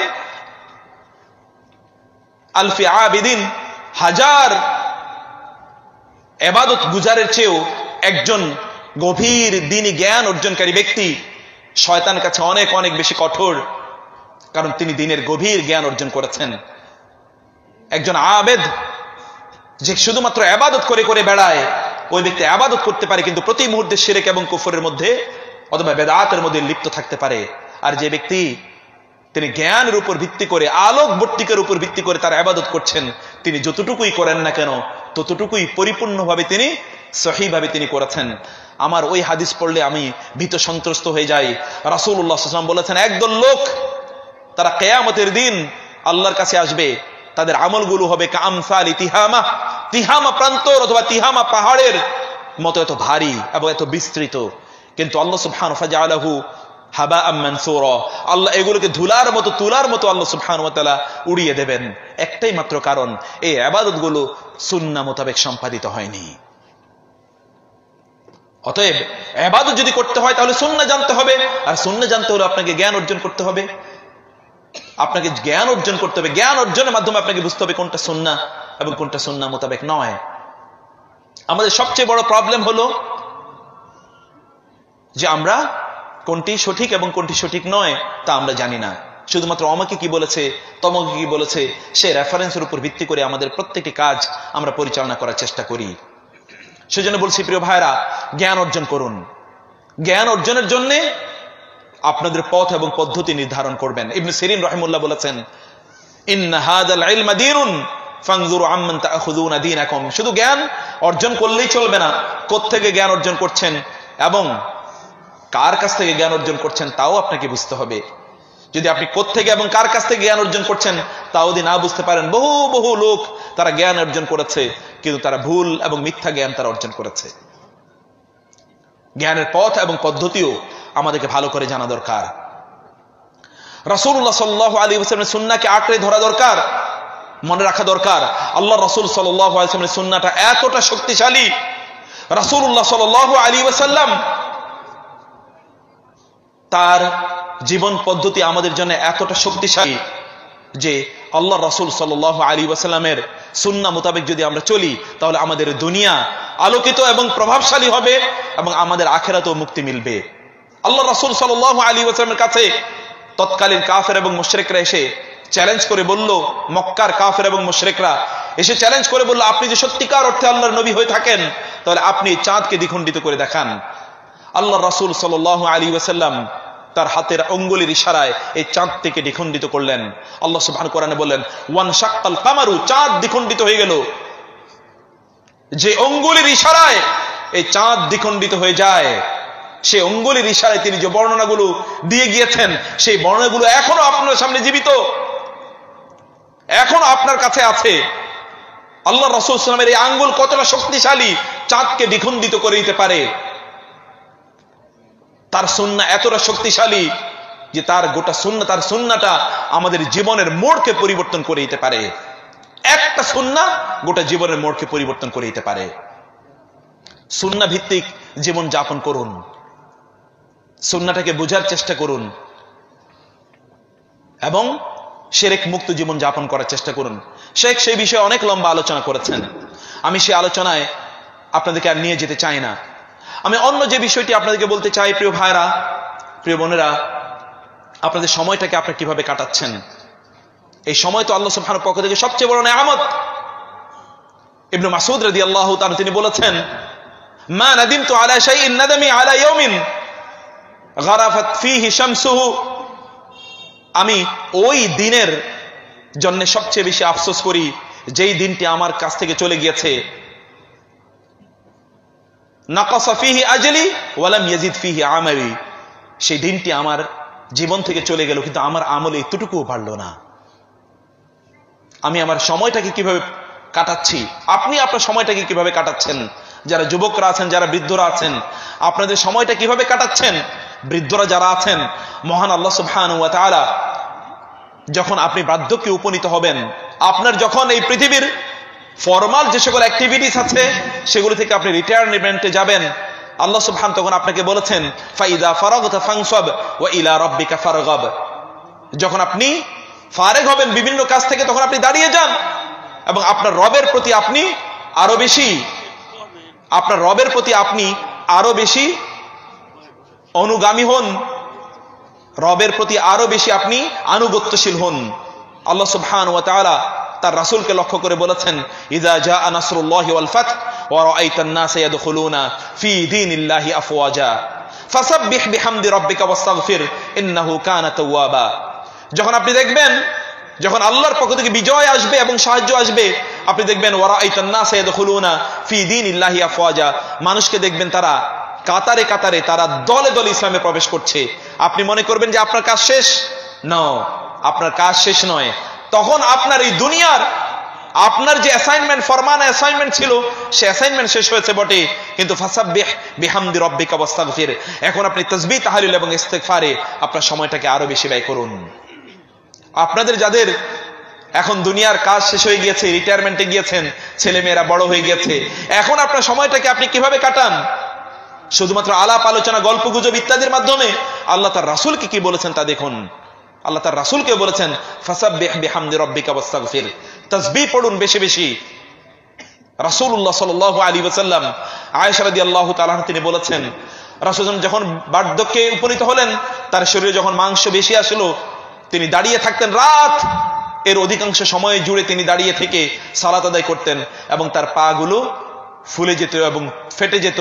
আয়েশা রাদিয়াল্লাহু তাআলা আনহা সেখানে মলম লাগিয়ে দিয়ে কাঁদতে কাঁদতে বলতেন, ইয়া রাসূলুল্লাহ, আল্লাহ আপনার পূর্বের এবং পরের সকল গুনাহগুলো মাফ করে দিয়েছেন, আপনার কি এত ইবাদত করা লাগে? রাসূল সাল্লাল্লাহু আলাইহি ওয়াসাল্লাম তখন বলতেন, আফালা আকুনু আবদান শাকুরা, যে আল্লাহ আমার পূর্বের পরের সকল গুনাহ মাফ করে দিয়েছেন, তার জন্য তো আমার কৃতজ্ঞতা আরো বেড়ে গেল। অতএব আমি কি আল্লাহর কৃতজ্ঞ বান্দা হব না? আমি কি আল্লাহর কৃতজ্ঞ বান্দা হব না? আপনার এবং আমার আরো কৃতজ্ঞতা বেড়ে যায়।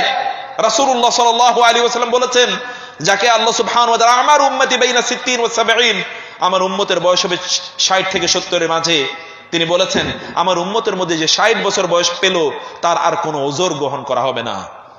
60 বছর পর পরেও সে তার নিজকে পরিবর্তন করলো না। হাদিসে এসেছে, যখন মানুষের বয়স বাড়ে, সাথে সাথে দুটো জিনিস বাড়ে। একটি হচ্ছে তার আরো বেশি দিন বেঁচে থাকার আকাঙ্ক্ষা এবং সম্পদের প্রতি লোভ। এই দুটো যেন আমাদের জীবনে, আল্লাহ রাসূলের এই প্রেডিকশন, এই ভবিষ্যৎবাণী যেন আমাদের জীবনে বাস্তবায়িত না হয়।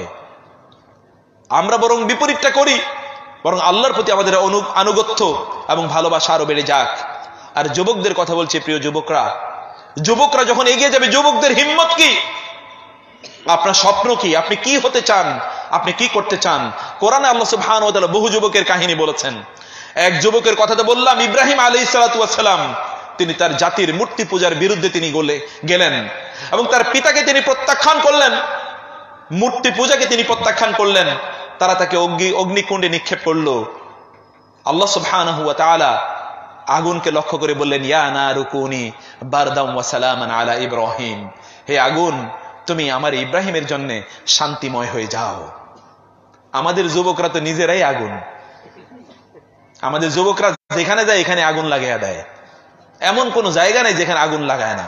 মায়ের পিঠ ইত্যাদি, তাদের মারামারি, ঝগড়া বিবাদ, কাটাকাটি, হানাহানি ইত্যাদি হচ্ছে আমাদের যুবকদের কাজ।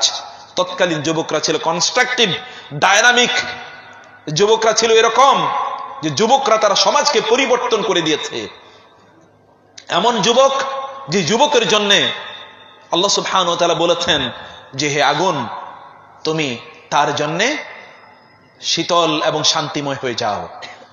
হে যুবকরা, আপনার এবং আমার ঈমানের অবস্থা কি? আরেক যুবকের অবস্থা দেখুন। আল্লাহ সুবহানাহু ওয়া তাআলা সূরা ইউসুফে এক যুবকের বিস্তারিত গল্প আল্লাহ সুবহানাহু ওয়া তাআলা বললেন। একটা অসাধারণ গল্প। আল্লাহ সুবহানাহু ওয়া তাআলা বললেন, আল্লাহ সুবহানাহু ওয়া তাআলা বললেন যে ফি কিসাসিহিম ইবরাতুল লিউলিল আলবাব, যারা জ্ঞানী বুদ্ধিমান তাদের জন্য এই সকল ঘটনা বলি, যে ঘটনা আমি ইউসুফ এবং তার ভাইদের ব্যাপারে বলেছি, এর মধ্যে শিক্ষা রয়েছে। ইউসুফ আলাইহিস সালাতু ওয়াস সালাম এমন একটি জায়গায় তিনি আবদ্ধ হয়ে আছেন। এক সুন্দরী নারী তাকে ডাকলো অপরাধে অপকর্মে। ইউসুফ আলাইহিস সালাতু ওয়াস সালাম বললেন, মাআদাল্লাহ ইন্নাহু রাব্বি আহসানা মাসওয়ায়া, আল্লাহর কাছে আশ্রয় প্রার্থনা, আল্লাহ আমার আশ্রয়স্থল, আল্লাহ আমার সবচেয়ে উত্তম আশ্রয়দাতা, সে আল্লাহ সুবহানাহু ওয়া তাআলার কাছে আমি ফিরে যাই। তিনি বললেন, আসসিজনু আহাব্বু ইলাইয়া মিম্মা ইয়াদউনানি ইলাই, হে আল্লাহ, কারাগার আমার জন্য উত্তম, তুমি আমাকে প্রয়োজনে কারাগারে নিক্ষেপ করো। আমাদের যুবকরা দিনের আলোতে রাতের অন্ধকারে তারা কোথায় হারিয়ে যায়? আল্লাহ সুবহানাহু ওয়া তাআলা ছাড়া আর কেউ জানে না। ছোট্ট একটা ডিভাইস, গোটা পৃথিবী এখন সেই ডিভাইসের মধ্যে। এই ডিভাইসের মাধ্যমে তারা দিন এবং রাতে তারা নীল সংস্কৃতির মধ্যে তারা ডুবে যায়। রাত যত গভীর হয় তাদের অপরাধ প্রবণতা আরো বাড়তে থাকে। রাত যত গভীর হয় আল্লাহর সাথে তাদের সম্পর্ক আরো কমতে থাকে এবং শয়তানের সাথে তাদের সম্পর্ক বাড়তে থাকে। আমাদের যুবকদের অবস্থাটা হচ্ছে এরকম। অথচ ওই সকল যুবকদের অবস্থা দেখুন, সেই সকল যুবকরা তারা কি করেছে। আল্লাহ সুবহানাহু ওয়া তাআলা ওই যুবকের অবস্থায় এতটা তিনি সন্তুষ্ট হলেন, ফাশাহিদা শাহিদুম মিন আহলিহা ইন কানা কামিসুহু কুদ্দা মিন দুবুরিন ফাকাযাবাত ওয়া হুয়া মিনাস সাদিকিন। যদি তার জামাটি যদি পেছন দিক থেকে ছেঁড়া হয় তাহলে নারী মিথ্যাবাদী আর এই পুরুষ সত্যবাদী। এর ব্যাখ্যা এসেছে এই যে ফাশাহিদা শাহিদুম মিন আহলিহা, ওই নারীর পরিবারের একজন সদস্য তিনি সাক্ষ্য দিলেন। এই সদস্যটি হচ্ছে সদ্য ভূমিষ্ঠ একটি শিশু। শিশুর মুখে আল্লাহ সুবহানাহু ওয়া তাআলা কথা জারি করে দিলেন। কারণ আল্লাহ সুবহানাহু ওয়া তাআলা নবী রাসূলদের জন্য যুগ যুগ ধরে নবী রাসূলদের সতীত্ব প্রমাণ করার জন্য, আল্লাহ ওয়ালাদের সতীত্ব প্রমাণ করার জন্য শিশুদের মুখ দিয়ে আল্লাহ সুবহানাহু ওয়া তাআলা কথা বাইর করে দিয়েছেন। দেননি আল্লাহ সুবহানাহু ওয়া তাআলা? আপনারা জানেন অন্যদিকে ঈসা আলাইহিস সালাতু ওয়াস সালামের তার মায়ের ব্যাপারে যখন লোকেরা বলল, ইহুদি পণ্ডিতরা যখন বলা শুরু করলো, ইয়া মারিয়ামু, হে মারিয়াম, লাকাদ জি'তি শাইআন নুকরা, তুমি তো খারাপ একটা কাজ করেছো। মা কানা আবুকি ইমরাআ সাউইন ওয়া মা কানাত উম্মুকি বাগিয়া, তোমার বাবাও খারাপ লোক ছিল না, তোমার মাও তো এরকম প্রস্টিটিউট ছিল না, তো তুমি এটা কেমন কাজ করলে মারিয়াম? ক্বালা ইন্নী আবদুল্লাহি আতানিয়াল কিতাব ওয়াজআলানি নাবিয়্যা ওয়াজআলানি মুবারাকান আইনামা কুনতু ওয়া আওসানি বিস-সালাতি ওয়াজ-যাকাতি মা দুমতু হাইয়্যা ওয়া বাররাম বিওয়ালিদাতি ওয়া লাম ইয়াজআলনি জাব্বারান শাকিয়্যা। তিনি বললেন ইন্নী আবদুল্লাহ, আমি আল্লাহর বান্দা। এক নারীর সতীত্ব প্রমাণ করার জন্য নবীদেরকে দিয়ে আল্লাহ কথা বলিয়ে দিয়েছেন, শিশুদেরকে দিয়ে আল্লাহ কথা বলিয়েছেন। জুরাইজ, বুখারীর হাদিসে এসেছে, জুরাইজ আল আবেদের ব্যাপারেও এরকম শিশু দিয়ে আল্লাহ কথা বলিয়েছেন। ইউসুফ আলাইহিস সালাতু ওয়াস সালামের ব্যাপারে আল্লাহ কথা বলেছেন। কিন্তু মুহাম্মদুর রাসূলুল্লাহ সাল্লাল্লাহু আলাইহি ওয়াসাল্লামের স্ত্রী আয়েশা রাদিয়াল্লাহু তাআলা আনহার ব্যাপারে আল্লাহ সুবহানাহু ওয়া তাআলা কোন শিশু দিয়ে কথা বলাকে আল্লাহ যথেষ্ট মনে করেন নাই, বরং আল্লাহ সুবহানাহু ওয়া তাআলা নিজে কোরআনের আয়াত নাজিল করে আয়েশা রাদিয়াল্লাহু তাআলার সতীত্ব তিনি প্রমাণ করে দিলেন। এটা এমন একটা জাতি, এই উম্মাহ মুসলিমা, এটা এত মর্যাদাবান একটা জাতি। এই জাতির যুবকরা অথবা যুবতীরা আল্লাহর কাছে এতটা মর্যাদাবান। এক যুবতী আয়েশা রাদিয়াল্লাহু তাআলা আনহা, তার মর্যাদার প্রমাণ আল্লাহ সুবহানাহু ওয়া তাআলা নিজের বাক্য দিয়ে, নিজের কথা দিয়ে আল্লাহ সুবহানাহু ওয়া তাআলা প্রতিষ্ঠা করলেন। এবং কিয়ামত পর্যন্ত মুসলিমরা তারা তাদের মসজিদে, তাদের মিম্বরে, তাদের ঘরে, তাদের বাইরে তারা এই আয়াতগুলো তেলাওয়াত করে আয়েশা রাদিয়াল্লাহু তাআলা আনহার সতীত্বের প্রমাণ তারা প্রতি মুহূর্তে দিয়ে যাবে। এটা এমন একটা জাতি, যুবকরা কোথায়? এটা তো একটা মহিমান্বিত জাতি। এই জাতি তো অন্য জাতির মতো নয়। ওয়াকাযালিকা জাআলনাকুম উম্মাতাও ওয়াসাতাল লিতাকুনু শুহাদাআ আলান নাস, তোমাদেরকে আমি এমন জাতি বানিয়েছি অন্যদের জন্য তোমরা স্ট্যান্ডার্ড বিয়ারার হবে। স্ট্যান্ডার্ড বিয়ারার মানে হচ্ছে অন্যান্য লোকেরা তোমাদেরকে দেখে দেখে বলবে এভাবেই চলতে হয়, এভাবেই কাজ করতে হয়, এটাই আমাদের স্ট্যান্ডার্ড হওয়া উচিত, এটাই আমাদের লাইফস্টাইল হওয়া উচিত। মুসলমানদেরকে দেখে দেখে অন্যান্যরা শেখার কথা।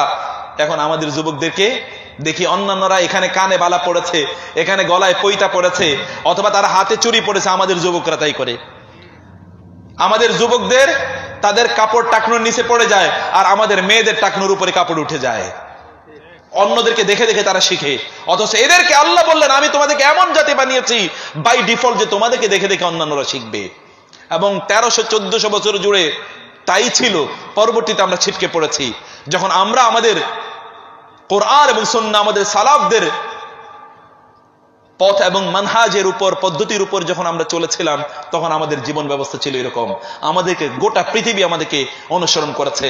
রাসূল ইসলাম এই জন্যে ওমর রাদিয়াল্লাহু তাআলাকে লক্ষ্য করে বলতেন, ওমর তোমাকে দেখলে শয়তান অন্য পথ দিয়ে চলে যায়। আরেক যুবক, তোমাকে দেখলে শয়তান অন্য পথ দিয়ে চলে। আর আমাদের যুবকদেরকে দেখলে শয়তান কি মনে করে আল্লাহই জানে। মনে করে কিনা আমার বন্ধুকে পেয়েছি। যুবকরা, আপনাদেরকে লক্ষ্য করে বলছি যে আপনারা আপনাদেরকে কিভাবে পরিচালিত করবেন, আপনাদেরকে কিভাবে আপনারা পরিচালিত করবেন। আপনার হিম্মত কি, আপনার লক্ষ্য কি, উদ্দেশ্য কি, স্বপ্ন কি, ড্রিম কি? আপনার সামনে কারা রয়েছে? একদল যুবকের কথা মহান আল্লাহ সুবহানাহু ওয়া তাআলা জানালেন, আসহাবুল কাহফ। তারা এমন যুবক যে তারা দিনের জন্য, যখন তারা দিন এর জন্য তারা সমাজকে পরিত্যাগ করেছিলেন, এবং আপনারা জানেন তারা যখন গুহায় গিয়ে আশ্রয় নিল, আল্লাহ সুবহানাহু ওয়া তাআলা 309 বছর ওই গুহায় তাদেরকে ঘুম পাড়িয়ে রাখলেন। শুধু তাই নয়, তারা যখন ওইখানে ঘুমন্ত অবস্থায় আছে, তাদের কারণে, তাদের কল্যাণে এবং তাদের এই ত্যাগের কারণে, তাদের এই তাদহিয়ার কারণে আল্লাহ সুবহানাহু ওয়া তাআলা গোটা সমাজকে পরিবর্তন করে দিয়েছিলেন। যুবকরা, প্রাণ শক্তি সমাজের, আপনাদেরকে এরকম হতে হবে। আবু বকর রাদিয়াল্লাহু তাআলা আনহু যখন খলিফা নিযুক্ত হলেন, চারিদিকে যুদ্ধের ঘনঘটা। একদল লোক তারা মুরতাদ হয়ে যায়, আরেক দল লোক তারা যাকাত দিতে অস্বীকার করে, যাকাতকে অস্বীকার করে না, যাকাত দিতে তারা অস্বীকার করছে। আরেক দল লোক তারা তাদের কেউ নবী দাবি করলো, ভণ্ড নবীদের তারা অনুসারী হয়ে গেল। আবু বকর রাদিয়াল্লাহু তাআলা তাদের বিরুদ্ধে যুদ্ধ ঘোষণা করলেন। ওমর এসে বললেন, আপনি তাদের বিরুদ্ধে কিভাবে যুদ্ধ করবেন? আল্লাহর রাসূল তো এরকম বলে যাননি। ওমরকে লক্ষ্য করে আবু বকর রাদিয়াল্লাহু তাআলা দুটো কথা বললেন, ইতিহাস সাক্ষী দিয়েছে, যুবকরা আপনারা মনে রাখবেন। ওমরকে লক্ষ্য করে আবু বকর রাদিয়াল্লাহু তাআলা আনহু বললেন, হে ওমর, রাজাউতু নুসরাতাক, আমি তো প্রত্যাশা করেছিলাম তুমি আমাকে সাহায্য করবে, আমি তো প্রত্যাশা করেছিলাম তুমি আমাকে সাহায্য করবে, কিন্তু দেখি তুমি তো আমাকে পরাজিত করতে এসেছো, বরং তুমি আমার বিরোধিতা করতে এসেছো। আজাব্বারুন ফিল জাহিলিয়াতে ওয়া খাওয়ারুন ফিল ইসলাম, জাহিলি যুগের বাঘ ইসলামের যুগে বকরি হয়ে গেল কিভাবে? ওমর, তুমি তো জাহিলি যুগের বাঘ, তুমি ইসলামের যুগে বকরি হয়ে যাও কিভাবে? তুমি তো ইসলামের যুগেরও বাঘ। আমাদের যুবকদের কথা বলছি, বাঘ হয়ে বাঁচতে হবে, বাঘ হয়ে বাঁচা দরকার, কাকের মতো অথবা কুকুরের মতো নয়। বাঁচতে হবে বাজ পাখির মতো, ঈগলের মতো। ঈগল অনেক অনেক উপরে উঠে যায়, অনেক অনেক উঁচুতে, অনেক অনেক উঁচুতে উঠে যায়, এবং ও জীবন্ত বড় কোনো প্রাণী ছাড়া সে কোনো কিছু শিকার করে না। আর যদি আপনি দেখেন কাক, কাক হলো সবচেয়ে মরা পচা জিনিসের উপর পড়ে। রাসূলুল্লাহ সাল্লাল্লাহু আলাইহি ওয়াসাল্লাম মুমিনদের এক্সাম্পল দিতে গিয়ে তিনি বলেছেন, কান নাহলা, মুমিনরা হচ্ছে মৌমাছির মতো। আপনি কি মাছি হবেন নাকি মৌমাছি হবেন, দ্যাট ইজ ইউর চয়েস। যুবক, আপনি কি মাছি হবেন নাকি মৌমাছি হবেন? মাছি তো পচা দুর্গন্ধময় জিনিসের উপর পড়ে, আর মৌমাছি পড়ে গেল ফুলের উপর। ও ফুল থেকে যা নেয় সেটি উত্তম, যা প্রোডাকশন করে সেটি উত্তম। এবং রাসূল সাল্লাল্লাহু আলাইহি ওয়াসাল্লাম বললেন, কোন গাছের উপর যদি এই মৌমাছি বসে কোন ফুলের উপর, তাহলে ওটার পরাগায়ন হয়। এটি হচ্ছে একজন মুমিনের এক্সাম্পল। আপনি কেমন হতে চান? আপনাকে এমন হওয়া দরকার। আর মায়েদের কথা বলে আমি শেষ করতে চাই। মায়েরা, আপনারা কেমন হওয়া দরকার? আপনাদের আদর্শ কারা? কাদেরকে আপনারা চিন্তা করছেন? কাদেরকে আপনারা দেখছেন? আপনাদের সালাফদের মায়েদের কথা বলেন, চিন্তা করেন, তাহলে আপনারা দেখবেন যে তাদের মধ্যে আপনাদের জন্য আদর্শ রয়েছে। আপনাদের সন্তানদেরকে যদি আল্লাহওয়ালা হিসেবে দেখতে চান, তাহলে আপনাদেরকে আল্লাহওয়ালা হতে হবে, এর কোনো ব্যতিক্রম নাই, বিকল্প নাই।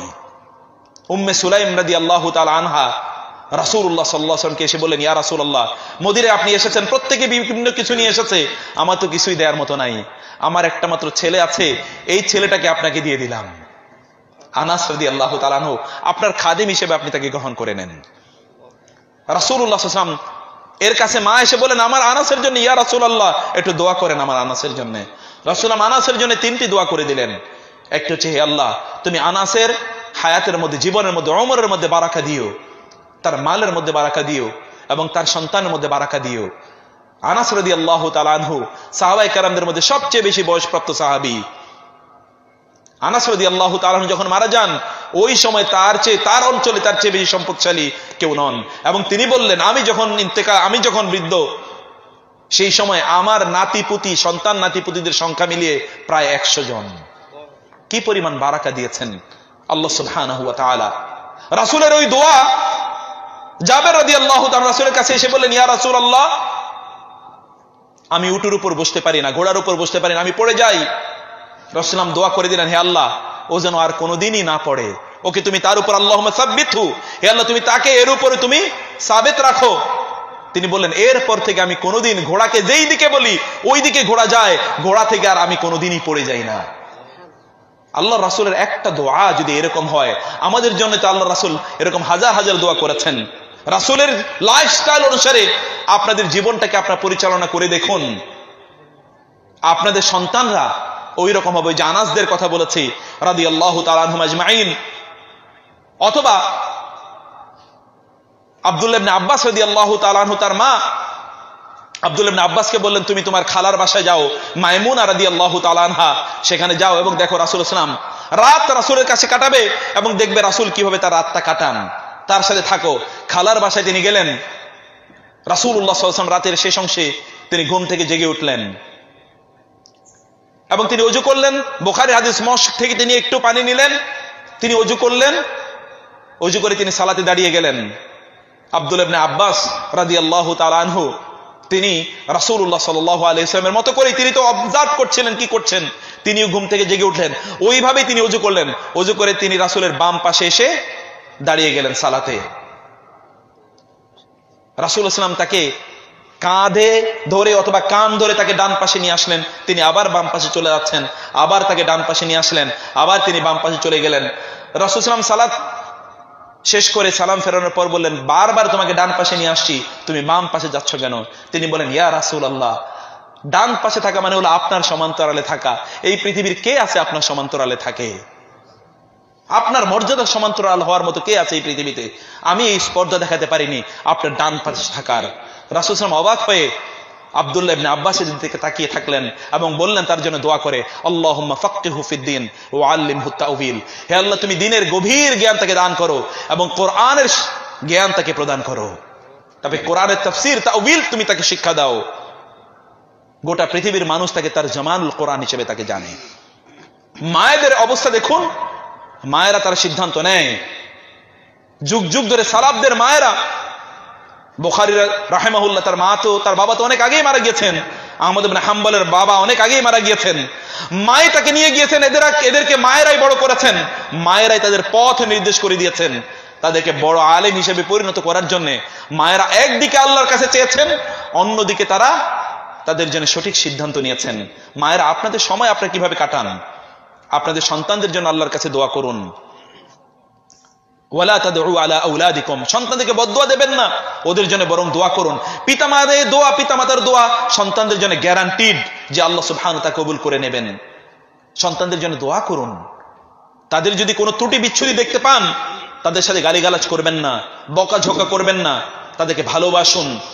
আপনার সন্তানকে আপনি যদি মানুষ না করেন তাহলে কে মানুষ করবে? বর্গা দিয়ে কোনোদিন মানুষ করা যায় না। আপনাকে আদর্শ প্রদান করতে হবে। পরিবারগুলোকে আপনার আদর্শিক পরিবার হিসেবে গঠন করুন। পরিবারটাকে মমতাময়, ভালোবাসাময় পরিবার হিসেবে গঠন করুন।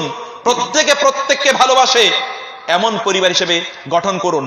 পরিবারের সদস্যরা একসাথে বসুন, একসাথে খান, একসাথে হালাকা করুন, একসাথে কোরআন তেলাওয়াত করুন, একসাথে হাদিস পড়ুন, রাসূলের জীবনী পড়ুন, সাহাবায়ে কেরামদের জীবনী পড়ুন, একসাথে পড়ুন। এই কালচারটা আপনারা তৈরি করুন। দেখবেন অনাবিল আনন্দে, অনাবিল ভালোবাসায় আপনাদের ঘরগুলো ভর্তি হয়ে যাবে। আল্লাহ সুবহানাহু ওয়া তাআলা বলেছেন, গতকাল এক বোন আমাদেরকে প্রশ্ন করেছেন, স্বামীকে ভালোবাসি না কিন্তু তার সকল দায়িত্ব পালন করি, ঠিক আছে কিনা? আমি বললাম আল্লাহ সুবহানাহু ওয়া তাআলা বলেছেন, ওয়া মিন আয়াতিহি আন খালাকা লাকুম মিন আনফুসিকুম আজওয়াজান লিতাসকুনু ইলাইহা ওয়া জাআলা বাইনাকুম মাওয়াদ্দাতান ওয়া রাহমা। The chemistry of relation between the husbands and the wife is a love and affection. স্বামী স্ত্রীর তাদের বন্ধনের কেমিস্ট্রি, রসায়নই হচ্ছে ভালোবাসা। সেই ভালোবাসা যদি আপনি না প্রদর্শন করেন তাহলে আরেকজনকে তার অধিকার থেকে বঞ্চিত করলেন। আপনি তো অন্যকে ভালোবাসা শেখালেন না, আপনার সন্তানকে ভালোবাসা শেখালেন না। যে অন্যকে ভালোবাসতে হয়, শ্রদ্ধা করতে হয়, পারস্পরিক শ্রদ্ধাবোধ, ভালোবাসা, সহমর্মিতা, এই কালচার আপনাদের সংসারে, আপনাদের পরিবারে আপনারা গঠন করুন। পরিবারের দিকে আপনার ঘরে ঢোকার সাথে সাথেই যেন একটা প্রশান্তি তৈরি হয়। আপনি যখন বাইরে থেকে ঘরে যাবেন তখন আপনি সালাম দিয়ে ঢুকুন। শুধু তাই না, প্রত্যেকের সাথে সৌহার্দ্যপূর্ণ সম্পর্ক রাখুন। বাইরে কাজ শেষ দ্রুত ঘরে ফিরে যান। সন্তানদেরকে সময় দিন, স্ত্রীকে সময় দিন। এটা আল্লাহর রাসূলের সুন্নাহ। তিনি রাতের বেলা তার স্ত্রীদের সাথে গল্প না করে ঘুমাতেন না, প্রত্যেকের সাথে একবার দেখা না করে তিনি ঘুমাতেন না। এটা তো রাসূলের সুন্নাহ, আপনি তা করুন, সময় দিন তাদেরকে। আপনি আপনার স্ত্রীকেও বলছি, স্বামীদেরকে ভালোবাসুন, বাইরে থেকে যখন আসে সহাস্য বদনে তাকে গ্রহণ করুন। আপনার সন্তানরা শিখবে কিভাবে পরিবার গঠন করতে হয়। এই দায়িত্ব আপনাদেরকে গ্রহণ করতে হবে। আমাদের গোটা জীবন জুড়ে যেন সুন্নাহ থাকে, গোটা জীবন জুড়ে যেন আমরা রাসূল সাল্লাল্লাহু আলাইহি ওয়াসাল্লামের আদর্শ আমাদের জীবনে প্রতিপালন করতে পারি, প্রতিফলন যেন ঘটে আমাদের জীবনে, সেটি মহান আল্লাহ সুবহানাহু ওয়া কাছে আমরা প্রত্যাশা করি। প্রিয় ভাইরা, খুব ছোট করে কয়েকটি বিষয়, এদিক সেদিক থেকে কয়েকটি বিষয় বলার চেষ্টা করলাম, কারণ শেখ কিন্তু মৌলিক আলোচনাগুলো, আকীদা বিষয়ক মৌলিক আলোচনা করেছে। আমি সেই জায়গায় না গিয়ে কয়েকটি বিষয় আপনাদের দৃষ্টি আকর্ষণ করেছি। সুন্নাহ ভিত্তিক জীবন যাপন করুন, বিশ্বাস করুন সুন্নাহর মধ্যে বারাকা রয়েছে, সুন্নাহর মধ্যেই বারাকা রয়েছে। যদি সুন্নাহ ভিত্তিক জীবন যাপন করেন, দেখবেন গোটা জীবন বারাকা দিয়ে, তৃপ্তি দিয়ে, সুখ দিয়ে, সমৃদ্ধি দিয়ে পূর্ণ হয়ে গিয়েছে। আমি এরকম বহু লোকের জানি যাদের হাজার কোটি টাকা ছিল, এই টাকা তাদের কোনো কাজে লাগেনি। বহু লোকের দেখেছি তারা খুব কম নিয়ে তারা তাদের জীবন যাপন করেছে, কিন্তু তাদের সুখ দেখলে ঈর্ষা হয়, সুখ দেখলে ঈর্ষা হয়। সম্পদ কোনোদিন মানুষের জন্য শান্তি নিয়ে আসে না। যদি তাই হতো তাহলে আল্লাহ সুবহানাহু ওয়া তাআলা নবী রাসূলদেরকে সকল সম্পদ দিয়ে দিতেন। সম্পদের পিছনে ঘুরে জীবনকে উপভোগ করার শেষ করে দেবেন না। জীবনকে উপভোগ মানে হলো, পজিটিভলি বলছি আমি, ওদের মতো নয় দুনিয়াটা মস্ত বড় খাও দাও ফুর্তি করো, ওটা উপভোগ নয়। ওটা তাদের জীবনে কোনো ভোগই নাই। তথাকথিত আপনি যদি মডেল, সুপারস্টার, সেলিব্রিটিদের দিকে তাকান, অধিকাংশই তারা আত্মহত্যা করে তাদের জীবনকে সংহার করে দিচ্ছে। কারণ ওরা জানে যে তাদের গোটা জীবনটা কি, এটা একটা মরিচিকার মধ্যে তারা পড়ে আছে। সুখ নাই, শান্তি নাই, সমৃদ্ধি নাই, কোনো কিছুই নাই, আপনজন বলতে কেউ নাই তাদের জন্য। কিন্তু অন্যদিকে আপনি যদি সুন্নাহ ভিত্তিক জীবন যাপন করেন, তাহলে দেখবেন ওই কথার প্রতিধ্বনি হবে যেটি আল্লাহ সুবহানাহু ওয়া তাআলা আমাদেরকে শিখিয়ে দিয়েছেন, রব্বানা হাব লানা মিন আজওয়াজিনা ওয়া যুররিয়াতিনা কুররাতা আয়ুন ওয়াজআলনা লিল মুত্তাকিনা ইমামা। আল্লাহ সুবহানাহু ওয়া তাআলা সেই আয়াতের প্রতিধ্বনি আমাদের জীবনে ঘটবে। এই জায়গায়, এই অঞ্চলে, এই প্রতিষ্ঠানটি এটি একটি রহমত। মনে রাখবেন, একটি সমাজকে পরিবর্তন করার জন্য একটি প্রতিষ্ঠানই যথেষ্ট। একটি সমাজকে একটি প্রতিষ্ঠান পরিবর্তন করে দিতে পারে। মুসলমানদের যদি সভ্যতার কথা বলি, তাহলে মুসলমানদের সকল সভ্যতা প্রতিষ্ঠান কেন্দ্রিক ছিল। মুসলিমদের তৎকালীন সিটিগুলোর কথা যদি বলেন, মক্কা, মদিনা, কুফা, বসরা, খোরাসান, বাগদাদ, অথবা দামেস্কাস, অথবা কায়রো, এগুলো যদি আপনি বলেন, প্রত্যেকটাই ছিল এডুকেশনাল সেন্টার। বুখারা, এটা কেন পরিচিত? একটাই মাত্র কারণ, এগুলো কি কর্ডোবা, গ্রানাডা, এগুলো প্রত্যেকটাই ছিল এডুকেশনাল সেন্টার। এগুলো প্রত্যেকটাই ছিল জ্ঞানের কেন্দ্র। জ্ঞানের কারণে এই জায়গাগুলো, এগুলো এডুকেশনাল সিটি, এগুলো জ্ঞানের শহর হিসেবে এগুলো পরিচিত ছিল। গোটা পৃথিবী থেকে লোকেরা সেখানে জ্ঞান অর্জন করতে যেত, এবং ওই অঞ্চলগুলো আলোকিত হয়েছে শুধুমাত্র এডুকেশনাল ইনস্টিটিউশন, শিক্ষা প্রতিষ্ঠানের কারণে। সেই জন্যে এডুকেশনাল ইনস্টিটিউশনগুলোকে, এগুলোকে লালন করা, এগুলোকে পালন করা আমাদের নিজেদের অস্তিত্বের জন্য প্রয়োজন। শিক্ষা প্রতিষ্ঠান যদি না ডেভেলপ করে, বাংলাদেশেরও যত জায়গা আপনি দেখবেন, বিভিন্ন জায়গার কারণে, আমি বিভিন্ন জায়গায় বিভিন্ন প্রতিষ্ঠানে পড়েছি, শুধুমাত্র একটা প্রতিষ্ঠানের কারণে ওই গোটা এলাকা আলোকিত হয়ে পড়েছে, ওই গোটা এলাকার দাম বেড়ে গেছে। আমি যদি মনিটারি দৃষ্টিভঙ্গি থেকে বলি, অর্থনৈতিক দৃষ্টিভঙ্গি থেকে বলি, তাহলে বলি যে অর্থনৈতিকভাবে ওই এলাকার দাম বেড়েছে। আর আমরা যদি এমনি গুরুত্বের দিক থেকে, ধর্মীয় গুরুত্বের দিক থেকে, দ্বীনের গুরুত্বের দিক থেকে বলি, তাহলে ওই জায়গাটা স্পিরিচুয়াল সেন্টারে পরিণত হয়েছে, আধ্যাত্মিক উৎকর্ষের কেন্দ্রে পরিণত হয়েছে, রুহের উৎকর্ষের কেন্দ্রে পরিণত হয়েছে। এই জন্য যুগ যুগ ধরে মুসলিমরা, বিশেষ করে মুসলিম যারা ধনী, অর্থবিত্তশালী, তারা কিন্তু এডুকেশনাল ইনস্টিটিউটগুলোর সাথে কোনো না কোনো ভাবে তারা অ্যাটাচ ছিলেন। ওই ব্যক্তির জন্য আফসোস হয় যেই ব্যক্তির ব্যাপারে সালাফরা তারা বলেছেন, ইউখাযু আনহু কুল্লু ওয়া ইউসআলু আনহু কুল্লু, যে ব্যক্তির সব সম্পদ তার মৃত্যুর পর অন্য কেউ মালিক হলো, কিন্তু ওই সম্পদের জন্য তাকে জবাবদিহি করতে হয়। একদল লোক আছে প্রচুর পরিমাণ সম্পদের মালিক, কিন্তু এই সম্পদ তারা কারোর জন্য ব্যয় করেনি, সব কুক্ষিগত করে রেখেছে। আল্লাহ জি জামা আমালাহু ওয়া আদ্দাদা, সম্পদ তারা জমা করে রেখেছে, এগুলো কোনোটাই তারা ব্যয় করেনি। ইয়াহসাবু আন্না মালাহু আখলাদা, সে ভেবেছে তার সম্পদটাকে কালজয়ী করে রাখবে। আল্লাহ সুবহানাহু ওয়া তাআলা বলেন সায়াসলা নারান, এই ব্যক্তি আল্লাযী জামা মালাহু ওয়া আদ্দাদা ইয়াহসাবু আন্না মালাহু আখলাদা কাল্লা লা ইউমবাদান্না ফিল হুতামাহ, এই ব্যক্তিকে এমন একটি জায়গায় তাকে নিক্ষেপ করা হবে, ছুঁড়ে ফেলা হবে, যা সবকিছুকে চূর্ণ বিচূর্ণ করে দেয়। ওয়া মা আদরাকা মাল হুতামা নারুল্লাহিল মুকাদা, আল্লাহর প্রজ্বলিত অগ্নিকাণ্ড, আল্লাতী তাত্তালিউ আলাল আফিদা, যা শুধুমাত্র মানুষের শরীরগুলোকে পুড়িয়ে দেয় না, তাদের অন্তরগুলোকে, মনগুলোকে পর্যন্ত জ্বালা এবং যন্ত্রণা দিয়ে পুড়িয়ে দেয়। শুধুমাত্র শরীরকে পোড়ায় না, তার অন্তরগুলোকে, তাদের হৃদয়গুলোকে পর্যন্ত পুড়িয়ে দেয়। الذين يكنزون الذهب والفضة ولا ينفقونها في سبيل الله فبشرهم بعذاب أليم, এই সম্পদগুলোকে ইয়াউমা ইউহমা আলাইহা ফি নারি জাহান্নাম, এই সম্পদগুলো আপনি কুক্ষিগত করে রেখেছেন, এগুলোকে আপনি ব্যয় করেননি। রাসূলুল্লাহ সাল্লাল্লাহু আলাইহি ওয়াসাল্লাম বলেছেন ইয়াকুলু বনি আদম বলে মালি মালি, আমার সম্পদ আমার সম্পদ, ওয়া মা লাহু মিন মালিহি, তার সম্পদ ততটুকুই যা সে খেয়েছে, যা সে পড়েছে এবং যা সে দান করেছে, ততটুকুই তার সম্পদ। প্রিয় ভাইরা, সম্পদ এমন একটা জিনিস, এটা যদি দান করে তাহলে আল্লাহ সুবহানাহু ওয়া তাআলা এর মধ্যে বারাকা প্রদান করেন। সম্পদের মূল হচ্ছে বারাকা। বারাকা তো তখনই হয় যখন এখান থেকে মানুষ দান করে, যখন দান করে। দানের শ্রেষ্ঠতম জায়গা হচ্ছে এডুকেশনাল সেন্টার। বিলিভ মি, বিশ্বাস করুন, আপনি মসজিদ তৈরি করবেন, মসজিদের ইমাম পাবেন কোত্থেকে যদি শিক্ষা প্রতিষ্ঠান তৈরি না হয়? শিক্ষা প্রতিষ্ঠান যদি তৈরি না হয়, সমাজ পরিবর্তন করবেন আপনি ওয়াইজ আলোচক খুঁজে, ইন্টেলেকচুয়াল বুদ্ধিজীবী আপনি খুঁজবেন, এডুকেশনিস্ট খুঁজবেন, শিক্ষা প্রতিষ্ঠান না হলে কোত্থেকে হবে? আজকাল শিক্ষা প্রতিষ্ঠানগুলোর এমন দৈন্য দশা, যেগুলো থেকে কোনো আলেম বের হচ্ছে না। কিন্তু এই দিনই প্রতিষ্ঠানগুলো, আমি এখানে বাচ্চাদের বিশেষ করে যে আরবি বক্তব্য শুনেছি, সুবহানাল্লাহি ওয়া বিহামদি, অসাধারণ বক্তব্য। এই আলেম যদি আপনাদেরকে তৈরি করতে হয়, তাহলে এই জাতীয় শিক্ষা প্রতিষ্ঠানগুলোকে লালন করা দরকার, এটা আপনাদের দায়িত্ব। রাসূলুল্লাহ সাল্লাল্লাহু আলাইহি ওয়াসাল্লাম বেলালকে লক্ষ্য করে বললেন, আরেকটি বর্ণনা আছে আয়েশাকে তিনি লক্ষ্য করে বললেন রাদিয়াল্লাহু তাআলা আনহুম আজমাইন, হে আয়েশা, হে বেলাল, তোমরা দান করো এবং গণনা করো না, দান করো কিন্তু গণনা করো না। ওয়ালা তাখশা মিন জিল আরশি ইকলালা, তুমি মনে করো না তুমি দিলে আরশের অধিপতি তোমাকে কম দেবেন, আরশের অধিপতি তোমার বারাকা তুলে নেবেন, আরশের অধিপতি তুমি যদি দাও তাহলে তোমার এখানে কমতি পড়বে, এটা তুমি মনে করো না। আনফিক ইউনফাকু আলাইক, আনফিক উনফিকু আলাইক, দুটোই বর্ণনা আছে হাদিসে কুদসি যে তুমি দান করো, আমি তোমার উপর দান করব, তুমি দান করো, তোমাকে তাতে দেয়া হবে। আপনি দেন, আল্লাহ আপনি যদি গণে দেন আল্লাহ আপনাকে গণে দেবেন, আর আপনি যদি না গণে দেন আল্লাহ আপনাকে কি করেন? না গণে দেবেন। আপনার যতটুকু আছে ততটুকুই সামর্থ্য অনুসারে দেন। রাসূলুল্লাহ সাল্লাল্লাহু আলাইহি ওয়াসাল্লাম বললেন যে আজ একটি দান 1 লক্ষের সমান হলো। সাহাবায়ে কেরামরা বললেন এটা কিভাবে হয়েছে? তিনি বলেন একজনের ছিল 2, সেখান থেকে তিনি দিয়েছেন 1, আরেকজনের লক্ষ লক্ষ ছিল, অগণিত ছিল, সেখান থেকে তিনি 1 লক্ষ দিয়েছেন, উনি তো 50% দিয়েছেন।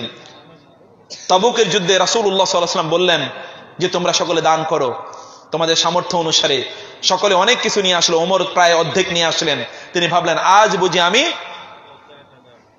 ওমরকে, আজ বুঝি আমি আবু বকরের চেয়ে বেশি প্রদান করলাম। আবু বকর এমন একজন ব্যক্তি যিনি দানের ক্ষেত্রে কোনোদিন পিছিয়ে ছিলেন না, কিন্তু আজ মনে হয় আবু বকরের চেয়ে আমি অর্ধেক দিয়ে দিয়েছি। কিছুক্ষণ পরে দেখা গেল আবু বকর একটা পুটুলি, একটা পুতলা, একটা ব্যাগ নিয়ে আসছে। ওমর এবার মনে মনে খুশি যে আজকে বুঝি আবু বকরের চেয়ে বেশি দিলাম। আবু বকর নিয়ে আসছিলেন, রাসূল সাল্লাল্লাহু আলাইহি ওয়াসাল্লাম তো বুঝতে পারলেন ওমরের মনে কি ঘুরছে। তিনি আবু বকরকে লক্ষ্য করে বললেন, আবু বকর কি দান করেছো? বাসায় কি রেখে এসেছো? আবু বকর বললেন রাদিয়াল্লাহু তাআলা আনহুম আজমাইন, আমি বাসায় শুধু আল্লাহ এবং আল্লাহর রাসূলকে রেখে এসেছি। ওমর বললেন মনে মনে আলহামদুলিল্লাহ। আবু বকর এমন ব্যক্তি যাকে পরাজিত করা যায় না এবং পরাজিত করতে হয় না। আবু বকর এমন ব্যক্তি যিনি তার সকল সম্পদকে কমপক্ষে 6টি সময়ে সকল সম্পদকে আল্লাহ রাসূলের জন্য তিনি দান করে দিয়েছেন, কিন্তু কখনোই এর জন্য তিনি কোন স্কার্সিটি তিনি ফিল করেননি। প্রিয় ভাইয়ের জন্য দেন, দেয়ার মালিক তো আল্লাহ সুবহানাহু। মনে রাখবেন সম্পদ কোনোদিন যোগ্যতার উপর ভিত্তি করে আল্লাহ দেন না, জ্ঞানের উপর ভিত্তি করে সম্পদ দেন না, যোগ্যতার উপর ভিত্তি করে দেন না। যদি যোগ্যতার উপর ভিত্তি করে সম্পদ দিতেন তাহলে যারা পিএইচডি করেছে, মাস্টার্স করেছে, এই করেছে সেই করেছে, তারাই সবচেয়ে বেশি সম্পদের মালিক হইতো। জ্ঞানের উপর ভিত্তি করে আল্লাহ সম্পদ দেন না, তাহলে বুদ্ধিজীবীরাই সকল সম্পদের মালিক হতো। বুদ্ধিজীবীদের অবস্থা দেখেন না, বুদ্ধি বেচতে বেচতে পায়ের জুতা ক্ষয় হয়ে গেছে, বুদ্ধি বেচা এরপরে একটা টকশো করে 5,000 টাকা দেয়, এইতেই তার সংসার চলে, আর নাইলে কোনো উপায় নাই তার সংসার চলার। অন্যের পক্ষে কতক্ষণ সেই গাধার মতো বক্তব্য দিয়ে যায়, এরপরেই কিছু টাকা পায়, এভাবেই তার চলে, বুদ্ধি বেচা খায়, আর নাহলে তার কোনো ইনকাম নাই। যদি বুদ্ধি জ্ঞানী, যদি এই জন্য আলী রাদিয়াল্লাহু তাআলা বলেছেন ওয়ালাউ আন্নাল ইলমা ইয়াজুররু রিজকান লাকানাল মালু ইনদা যাবিল উকুলি ওয়ালাউ আন্নাল আকলা তাজুররু রিজকান। যদি জ্ঞান বুদ্ধির কারণে মানুষ সম্পদের মালিক হতো, তাহলে যারা সবচেয়ে বেশি জ্ঞানী তারাই সবচেয়ে বেশি ধনী হতো। তা তো নয়, এই পৃথিবীতে অধিকাংশ সম্পদের মালিক তারাই যারা সবচেয়ে কম শিক্ষিত। সম্পদের মালিক হওয়া এটা কোনো যোগ্যতার ইস্যু নয়। আর সম্পদের মালিক হয়েছেন মানে আল্লাহ আপনার প্রতি সন্তুষ্ট, তাও মনে করার কোনো কারণ নাই। তাহলে কারণ সবচেয়ে বেশি সম্পদশালী হয়ে আল্লাহর সবচেয়ে বেশি প্রিয় ভাজন হতো।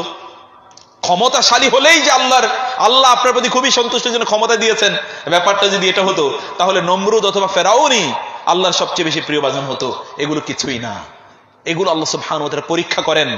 আল্লাহ সুবহানাহু ওয়া তাআলা নেয়ামত দিয়ে পরীক্ষা করেন, এবং আল্লাহ সুবহানাহু ওয়া তাআলা মানুষকে বিপদ দিয়ে তিনি কি করেন? ধৈর্যের পরীক্ষা করেন। নেয়ামত দিয়ে তিনি কৃতজ্ঞতার পরীক্ষা করেন, আর তিনি বিপদ দিয়ে ধৈর্যের পরীক্ষা করেন। দুটোই আল্লাহর পরীক্ষা। আল্লাহ সুবহানাহু সেই কথাই বলেছেন, বিশশাররি ওয়াল খাইরি ফিতনা, আমি তোমাদেরকে ভালো এবং মন্দ, কল্যাণ এবং অকল্যাণ দুটো দিয়ে আমি তোমাদেরকে পরীক্ষা করব। আমি 2-3 মিনিটের মধ্যে শেষ করে দেই। প্রতিষ্ঠান, এই প্রতিষ্ঠান এটা আপনাদের প্রতিষ্ঠান, এটিকে বাঁচিয়ে রাখা কাদের দায়িত্ব? আপনাদের দায়িত্ব না? নাইলে তো আপনার সম্পদের মালিক যিনি হবেন, যিনি ভোগ করবেন, আপনারা একবার চিন্তা করে দেখুন, সম্পত্তি আপনি ইনকাম করলেন, এগুলো রেখে গেলেন, ভোগ করলো অন্যজন, কিন্তু কিয়ামতের দিন সব বিচার হিসাব নিকাশ দিতে হচ্ছে কার? আপনার। কড়ায় গন্ডায় আপনাকে হিসাব দিতে হচ্ছে। মিন আইনা ইকতাসাবা ওয়া ফীমা আনফাকা, কোত্থেকে আয় করেছে, কোথায় ব্যয় করেছে, প্রত্যেকটা পরতে পরতে আপনাকে হিসাব দিতে হচ্ছে। সেই দিন আপনি বলবেন, হায় ইয়া লাইতানি কুনতু তুরাবা, ইয়া লাইতানি লাম আত্তাখিজ ফুলানান খালিলা, ইয়া লাইতানি ইত্তাখাযতু মা'আর রাসূলি সাবিলা। আমি তো সেদিন আফসোস করে বলবেন, ওয়ানযিরহুম ইয়াওমাল হাসরা রব্বানা আখিরনা ইলা আজালিন করিব। হে আল্লাহ, আপনি আমাদেরকে আরো কয়েকদিন কি দেন, সময় দেন, আমরা কি করব? দান করব। ওয়া আকুম মিনাস সালিহিন, আমি ফাআসসাদদাকা ওয়া আকুম মিনাস সালিহিন, আমি অনেক দান করব এবং সৎকর্মশীলদের অন্তর্ভুক্ত হয়ে যাব। প্রিয় ভাইরা, প্রতিষ্ঠানগুলোকে বাঁচিয়ে রাখা এটা আপনাদের দায়িত্ব। আপনারা যারা দিন বুঝেছেন, আপনাদের দায়িত্ব আরো অনেক অনেক বেশি। আপনার যতটুকু সামর্থ্য আছে ততটুকু থেকে আপনি দেন। বারাকা দেয়ার মালিক আল্লাহ। আপনি অনেক কষ্ট করলে অনেক সম্পত্তির মালিক হতে পারবেন না। যদি কষ্ট করলে সম্পত্তির মালিক হওয়া যায়, তাহলে যারা 18 ঘন্টা কাজ করে এই সকল লোকেরা সবচেয়ে বেশি টাকা পয়সার মালিক হওয়ার কথা ছিল। রিক্সা যে টানে অথবা ডে লেবারার সে সবচেয়ে বেশি টাকা পয়সার মালিক হওয়ার কথা ছিল, কারণ ও তো আপনার চেয়ে অনেক বেশি কষ্ট করে। মনে রাখবেন, সম্পদ আল্লাহ সুবহানাহু ওয়া তাআলা, ইন্নামা আমওয়ালুকুম ওয়া আওলাদুকুম ফিতনা, আল্লাহ এর মাধ্যমে আপনাদেরকে পরীক্ষা করেন। রাসূলুল্লাহ সাল্লাল্লাহু আলাইহি ওয়াসাল্লামকে প্রশ্ন করা, আইয়ুস সাদাকাতি আফদাল, সবচেয়ে দামি সাদাকা কোনটি? তিনি বলেন, জুহুদুল মুকিল, কম থেকে দান করা। কম থেকে যে ব্যক্তি দান করলো, সেই ব্যক্তির দান আল্লাহর কাছে সবচেয়ে বেশি প্রিয়। দান করুন, আল্লাহ সুবহানাহু ওয়া তাআলা আপনার সম্পদকে আল্লাহ সুবহানাহু ওয়া তাআলা বাড়িয়ে দেবেন। আপনি যদি দান করেন, আল্লাহ সুবহানাহু ওয়া তাআলা আপনার প্রতি সন্তুষ্ট থাকবেন, এবং আল্লাহ সুবহানাহু ওয়া তাআলা আপনার প্রয়োজনগুলো আল্লাহ সুবহানাহু ওয়া তাআলা মিটিয়ে দেবেন। এটা আল্লাহ সুবহানাহু ওয়া তাআলার জিম্মাদারি, তিনি আপনার প্রয়োজনগুলো মিটিয়ে দেবেন। অনেক সম্পদ আছে, কিন্তু এমন হয়েছে যে আপনার সম্পদ আপনার কোনো কাজে লাগবে না, কিন্তু যতটুকু আছে ততটুকুই আপনার কাজে লাগে। রাসূলুল্লাহ সাল্লাল্লাহু আলাইহি ওয়াসাল্লাম আল্লাহর কাছে দোয়া করতেন, আল্লাহুম্মা রযুক, আল্লাহুম্মা জাআল রিজকা মুহাম্মাদিন কুতা, হে আল্লাহ, মুহাম্মাদের পরিবারের যে সম্পদ তুমি যে রিজিক দিয়েছো, এগুলোকে তুমি তাদের জন্য যথেষ্ট করে দাও। রাসূলুল্লাহ সাল্লাল্লাহু আলাইহি ওয়াসাল্লাম বললেন, ওই ব্যক্তি সবচেয়ে উত্তম এবং ওই ব্যক্তি সফল, ওয়ারুজিকা কাফাফান ওয়া কান্নাহু আল্লাহু বিমা আতা, আল্লাহ তাআলা তাকে যথেষ্ট পরিমাণ দিয়েছেন, তার যতটুকু দরকার, সাফিসিয়েন্সি ইংরেজিতে বলা হয় অ্যাডিকুয়েসি, যতটুকু দরকার ততটুকুই, এবং যা দিয়েছেন তার ব্যাপারে সে সন্তুষ্ট, অতটুকু নিয়ে সে সন্তুষ্ট। আপনার পরিতৃপ্তি, সন্তুষ্টি ইংরেজিতে বলে কন্টেন্টমেন্ট, পরিতৃপ্তি, সন্তুষ্টি, এটা আল্লাহর নেয়ামত। এটা আল্লাহর নেয়ামত। আল্লাহ সকলকে নেয়ামত দেন না, তিনি পরিতৃপ্ত, যতটুকু আছেন ততটুকু নিয়েই তিনি পরিতৃপ্ত, তার কোনো হতাশা নাই, টেনশন নাই, এবং তার যতটুকু প্রয়োজন ততটুকু আল্লাহ তাকে দিয়েছেন। সেই জন্য এই অবস্থা যদি আপনার তৈরি করতে হয়, তাহলে আপনাকে অবশ্যই আপনার সামর্থ্য অনুসারে আপনি দান করুন। আল্লাহ সুবহানাহু ওয়া তাআলা আমাদেরকে তার দ্বীনি প্রতিষ্ঠানগুলোর সাথে সম্পৃক্ত থাকার তৌফিক দান করুন। সেগুলো সাদকায়ে জারিয়ার একটা কাজ। এই কাজগুলো যেন আমাদের মৃত্যুর পরেও আমাদের জন্য চ্যানেল অফ গুড অ্যাক্টিভিটিস হিসেবে থাকে, আমাদের জন্য আমাদের মৃত্যুর পরে আমাদের আমল নামায় সওয়াব লেখা হতে থাকবে। এইরকম কিছু কাজ করার মানসিকতা এবং তৌফিক আমাদেরকে দান করুন। আল্লাহ এই প্রতিষ্ঠানটিকে কবুল করে নিন, এবং এই প্রতিষ্ঠান সহ শেখ যে সকল প্রতিষ্ঠানগুলো পরিচালনা করছেন সবগুলো প্রতিষ্ঠানকে তিনি আরশে আজিমে কবুল করে নিন, এবং এগুলোর মধ্যে তিনি বারাকা দান করুন। এখানকার শিক্ষার্থী এবং যারা এখানে জড়িত আছেন প্রত্যেকের কাজগুলোকে আল্লাহ সুবহানাহু ওয়া তাআলা কবুল করে নিন, এবং এই প্রতিষ্ঠানগুলোকে দ্বীনি জ্ঞানের বৃহত্তম কেন্দ্র হিসেবে, শ্রেষ্ঠতম এবং সফল কেন্দ্র হিসেবে আল্লাহ কবুল করে নিন।